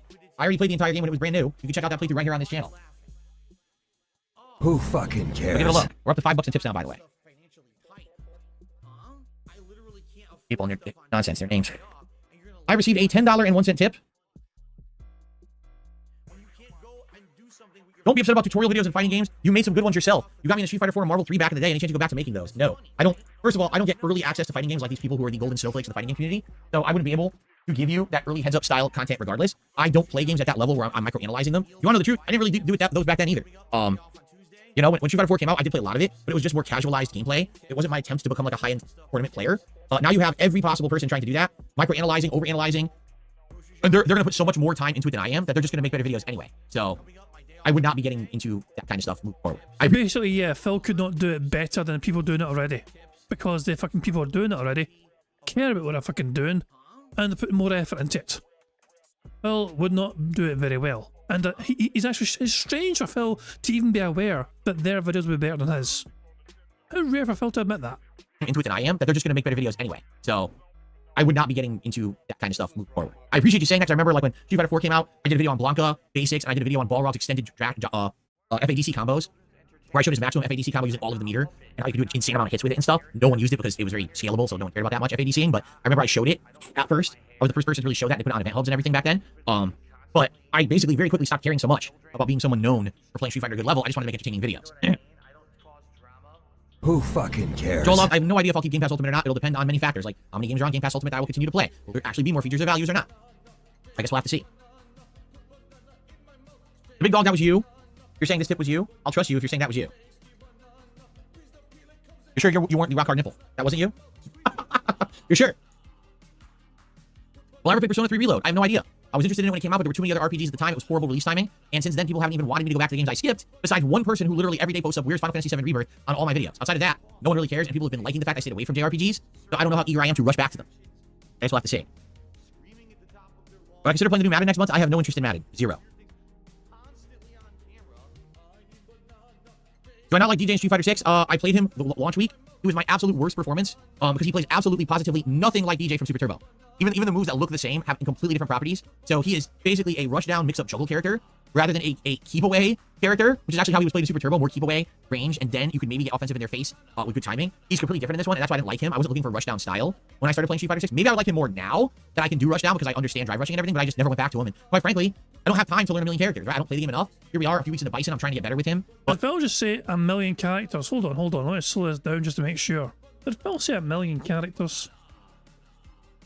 Looking for rushdown style when I started playing Street Fighter 6. Maybe I would like him more now that I can do rushdown because I understand drive rushing and everything, but I just never went back to him. And quite frankly, I don't have time to learn a million characters, right? Hey, Phil said million, but that's Phil on normal speed. I know that looked like slow motion. It felt like slow motion. That was Phil on normal speed. Burger. 5 in a row. That's concerning. Interesting fucking number. Jesus. All right, so ladies and gentlemen.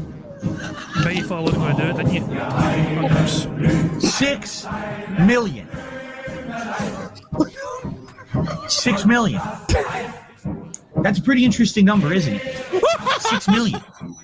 Well, guess what? You're wrong. It didn't happen. You're making it up. Right? You make that shit up. No, how about this? Banned.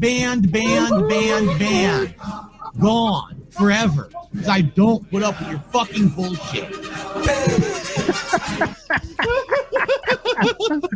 Now that was good. Now that was a fucking good one. The bar's being raised. Good shit indeed, man. It's always going to be fucking funny. We have million on the board, you know. We're allowed to play when we got million on the board. That's my fucking rationale anyway. Let's have a quick recap of the situation, shall we? Let's look at the bingo card and remove the image for it. So, we have currently 3 free spaces. So we're 2 away essentially from a full house. We need 2 more things to happen before Phil starts recording for his gameplay for YouTube. Hopefully we can get a full house. Who knows? I don't play the game enough. Here we are a few weeks. Oh shit, I forgot it was on normal speed because I sold it down for fucking million. Yeah, back to 1.75, yeah, dick. In the Bison, I'm trying to get better with him, but I don't think I'm going to be taking up new characters at this point.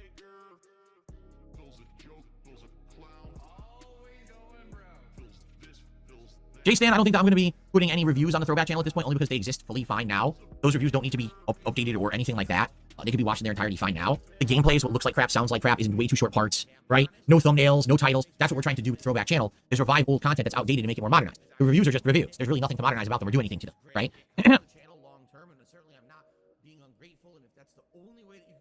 You would die a happy woman if you could see me in the cloud read one more time. If you can help me and Timmy, please do. That's what I need help with right now, okay?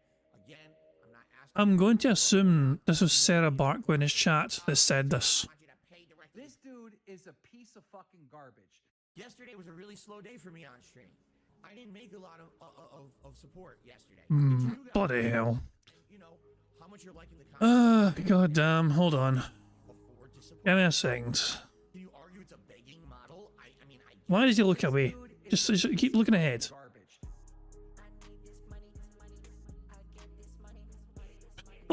Why is he so awkward with the staring? Well, I bring back the YouTube challenge series for fighting games. Hold the fuck on. Oh, there's your fucking frame rate. Hold on. I don't even know why I'm trying to search for a frame here, okay? I don't even know why. Because, first of all, D-Dog found one already. You know, not only that, but Tacozilla went one better and did this. So yeah, I don't really need to do anything with this because Tacozilla's already beat me to the punch here, pretty much. I feel like, you know, screw it. I'll try and do something with this, but David Anderson's wondering why this felt like Captain Kangaroo. I don't think I know what that character looks like, but I'm going to take. Yeah, I don't recognize that character. I've heard of it, but I don't know what show it is. Snort, can I speak to your manager? Alright, hold on. Let's paste the image in here. Paste, you bastard. Paste. Why are you not pasting? Hold on. Paste, you fucker. Oh, the website's is being slow. Why are you no paste? Oh, balls. As an alarming message. We'll wait. Why are you not working all of a sudden? In particular, I don't know why you guys. Okay. Work, you bastard. Work. Grocery shopping, tips. Meal with my wife, tips. Hooray. Well, if I can done 3 at once, well, fine. Nope.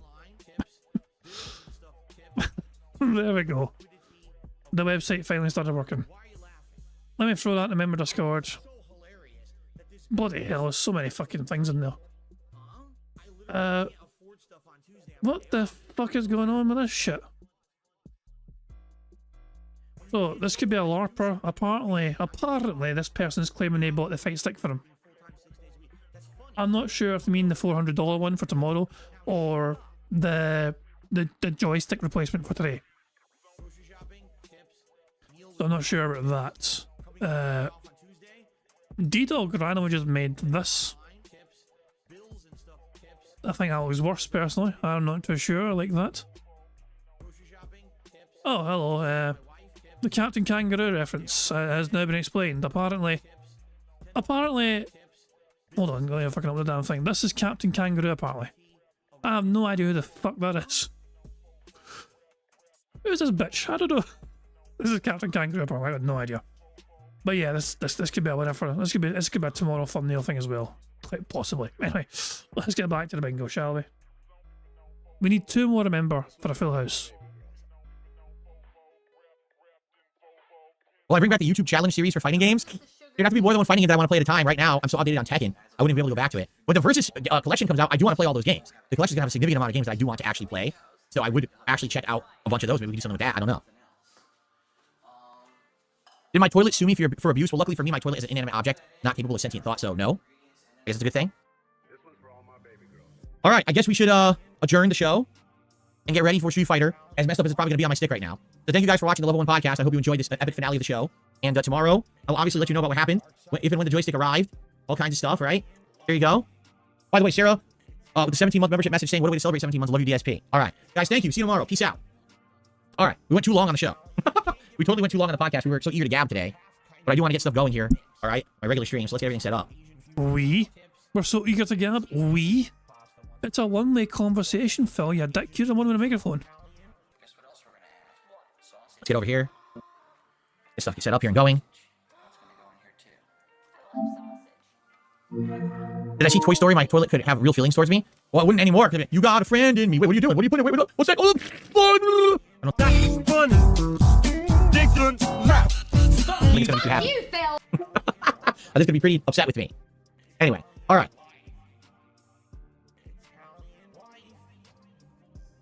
Very exciting stuff. Okay, let's get set up here.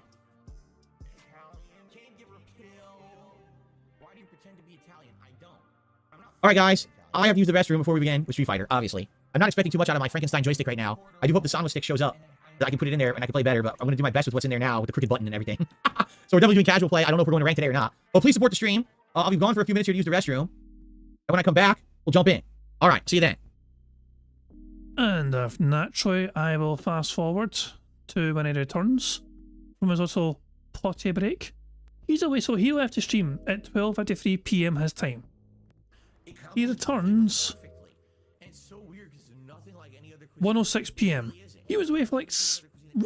Why was he away for like 13 odd minutes? Hold on, he's back before us because the thing disappeared. Yeah, he's back there. 1:05 PM, sorry. Now, and then he just seems to vanish. Alright, no, the new part did not arrive. I am still tracking it here. Basically, once it's within 10 stops of the house, this should update and tell me that it's on the way so that I can know to go get it when it gets delivered. But it's not here. Oh, I forgot. I want to clean the stick. Hold on. Yeah. Hold on. Let me just grab cleaner on a paper towel, wipe down the stick, and then we'll start. Oh, for God's sake. Give him a second. He's polishing his stick. He's doing his pre-stream ritual of rigorously polishing his stick. Yes, the camera's still on. It's been on the whole time, huh? Hello. Okay, got the cleaner. Do I prefer Alpha 3 DJ over Street Fighter 4 and 6 DJ? I don't know because I didn't really play him in Alpha 3. That was only Alpha 3 Upper, which was the console version. I played it in arcades. If you haven't noticed, all the versions of Alpha 3 that we've played in these collections never have DJ because he was console only and they're not console ports. So I don't even know. I don't know if he was good or anything. I barely played him. I only have one version of L3 Upper. I couldn't even remember what it was on. I actually don't remember if it was like Dreamcast or something else. And the stick, my crooked light kick, love it. Do you have any favorite quotes from the 1994 Street Fighter movie? There's a million. Everything out of Jean-Claude Van Damme's mouth is so mispronounced, it's hilarious. You got Raul Julia with the, for me it was Tuesday quote, the game over quote. You've got Zangief saying, quick, change the channel, right? There's just a ton of funny lines in that movie. Okay. All right, so now, let me just go wash my hands because I got cleaner all over them, and then we'll begin. And away he goes. With his grubby wee fucking hands. Let's go back. Fast forward, fast forward, fast forward, fast for what I'm forward. to Here we go, here we go. Okay. For what I'm to understand, like I said, when this is about 10 stops away from delivering, it should say for me in the app, hey, your delivery's almost here. So I gotta keep my eyes peeled on it. I don't know if it's actually gonna update on the screen or not.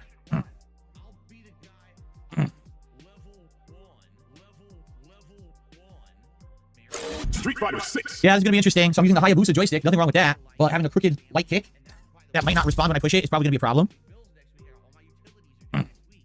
Derek, how on earth do you know what you're having for dinner already? What time is it there?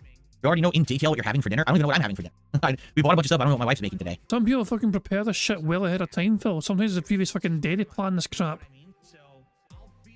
Oh, Phil hasn't been told by his mummy what she's making for Dun-Duns yet. It's gonna be a surprise. Yeah. Alright, I want a new color. Let's do a new color. I want to do Champion Edition Bison today. Here you go. We'll do Champion Edition Bison. I like that. Oh, I've got bad news for you, Steve. By the way, you missed a short. Although Peel did claim that if you arrived afterwards, it would summon you. So, us playing the short essentially summoned your ass to the stream. So, yeah, you're welcome, I guess. Yeah, we summoned you. But you missed it, I think. Alrighty, everyone, welcome to another day of Bison. However, today things are a little... Oh, is he recording it? Did he just go straight into recording? Hold on. And Bison, I like that. Alrighty, everyone, welcome to... Yeah, he just went straight into fucking recording. I guess, guys, that brings an end to the bingo. Sadly, we couldn't get a full house. We were 2 away from a full house. Phil didn't talk about Elden Ring gameplay from the Tuesday, bizarrely, so there was no real boss talk. In fact, the only mention of boss was from something completely different altogether. We were 2 burps away from a free space, and despite starting quite strong when it snorts, they seem to die out pretty quickly, which is a shame. But nothing we can do. Bugged bingo mechanics, it is what it is. Let's just tick off the free spaces. Burger. 5 in a row. That's concerning. So yeah, there we go. We're 2 shy of the full house, but we can always try again tomorrow. Tomorrow, of course, being Friday. And win or lose tomorrow, we're going to have some marbles anyway to try and add some more money to bingo prize fund, but, whatever. Guys, well, hold on. Should we just go to live DSP and see how he's doing? The online play, the netcode of the game, or it's the actual stick itself, the board in this stick that's having the problems. So when the Sanwa stick arrives, it's not going to help me whatsoever. These people are not beating me. They're not outplaying me. My inputs literally are not coming out as input into this stick. Beautiful indeed. Beautiful stuff. They're beating your ass, and you can't do a damn thing about it because you're refusing to fucking accept the blame and responsibility for being shit. These people are not beating me. Phil, I think they clearly just did, if you're fucking mauling over it that much. Fuck it, whatever. I'm done with this fucking little piggy. But we're done. We were feasting for fucking days with some of this fucking thumbnail shit, I'll tell you that much. All these different potential thumbnails and all crap. Guys, I'm going to wrap things up there. Thank you all very much for joining me for some robust bingo antics today. I'll wrap things up there, but I'll return tomorrow, Friday, for some more DSP bingo antics. And yeah, hopefully we can get the full house tomorrow to start off our weekend on a bright note indeed. Yeah, thank you very much, guys, for being here. Thank you for keeping writing the bingo card in the chat. Thank you for the contributions as well. Much appreciated and all that jazz. I'm going to end how I always end by putting today's PIG contributions made by the supremely talented Pigs Animations. I think I might live redirect you to Raw Phil or Dark Days Mirror, one of the two anyway, so you guys can see Phil being all angry with the Street Fighter 6 stuff. Even though it's only casual mode. But yeah. Guys, I hope you'll join me tomorrow for some more bingo antics. Enjoy the rest of your Thursday, as I said, and I'll catch you all later. Goodbye. On September 14th, a pre-authorized payment of $16.51 from PayPal.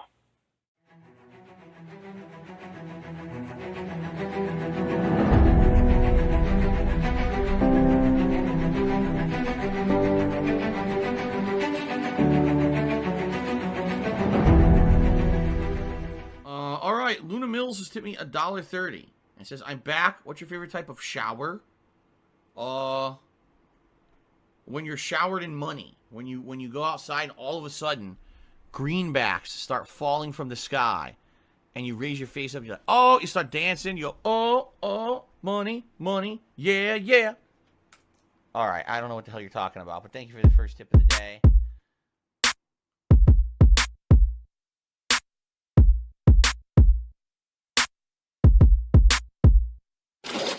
Money, money, yeah, yeah. Money, money, oh, money, money, yeah, yeah. Money, money. Money, money, yeah, yeah. Money, money, oh, money, money, yeah, yeah. These contributions are mandatory. Money, money, yeah, yeah. Money, money, oh, money, money, yeah, yeah. Money, money, money, money, yeah, yeah. Money, money, oh, money, money, yeah, yeah. These contributions are mandatory.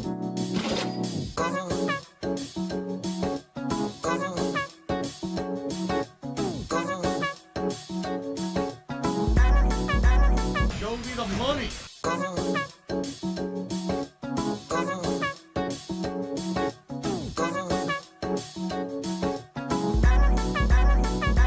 Free. Money, money, yeah, yeah.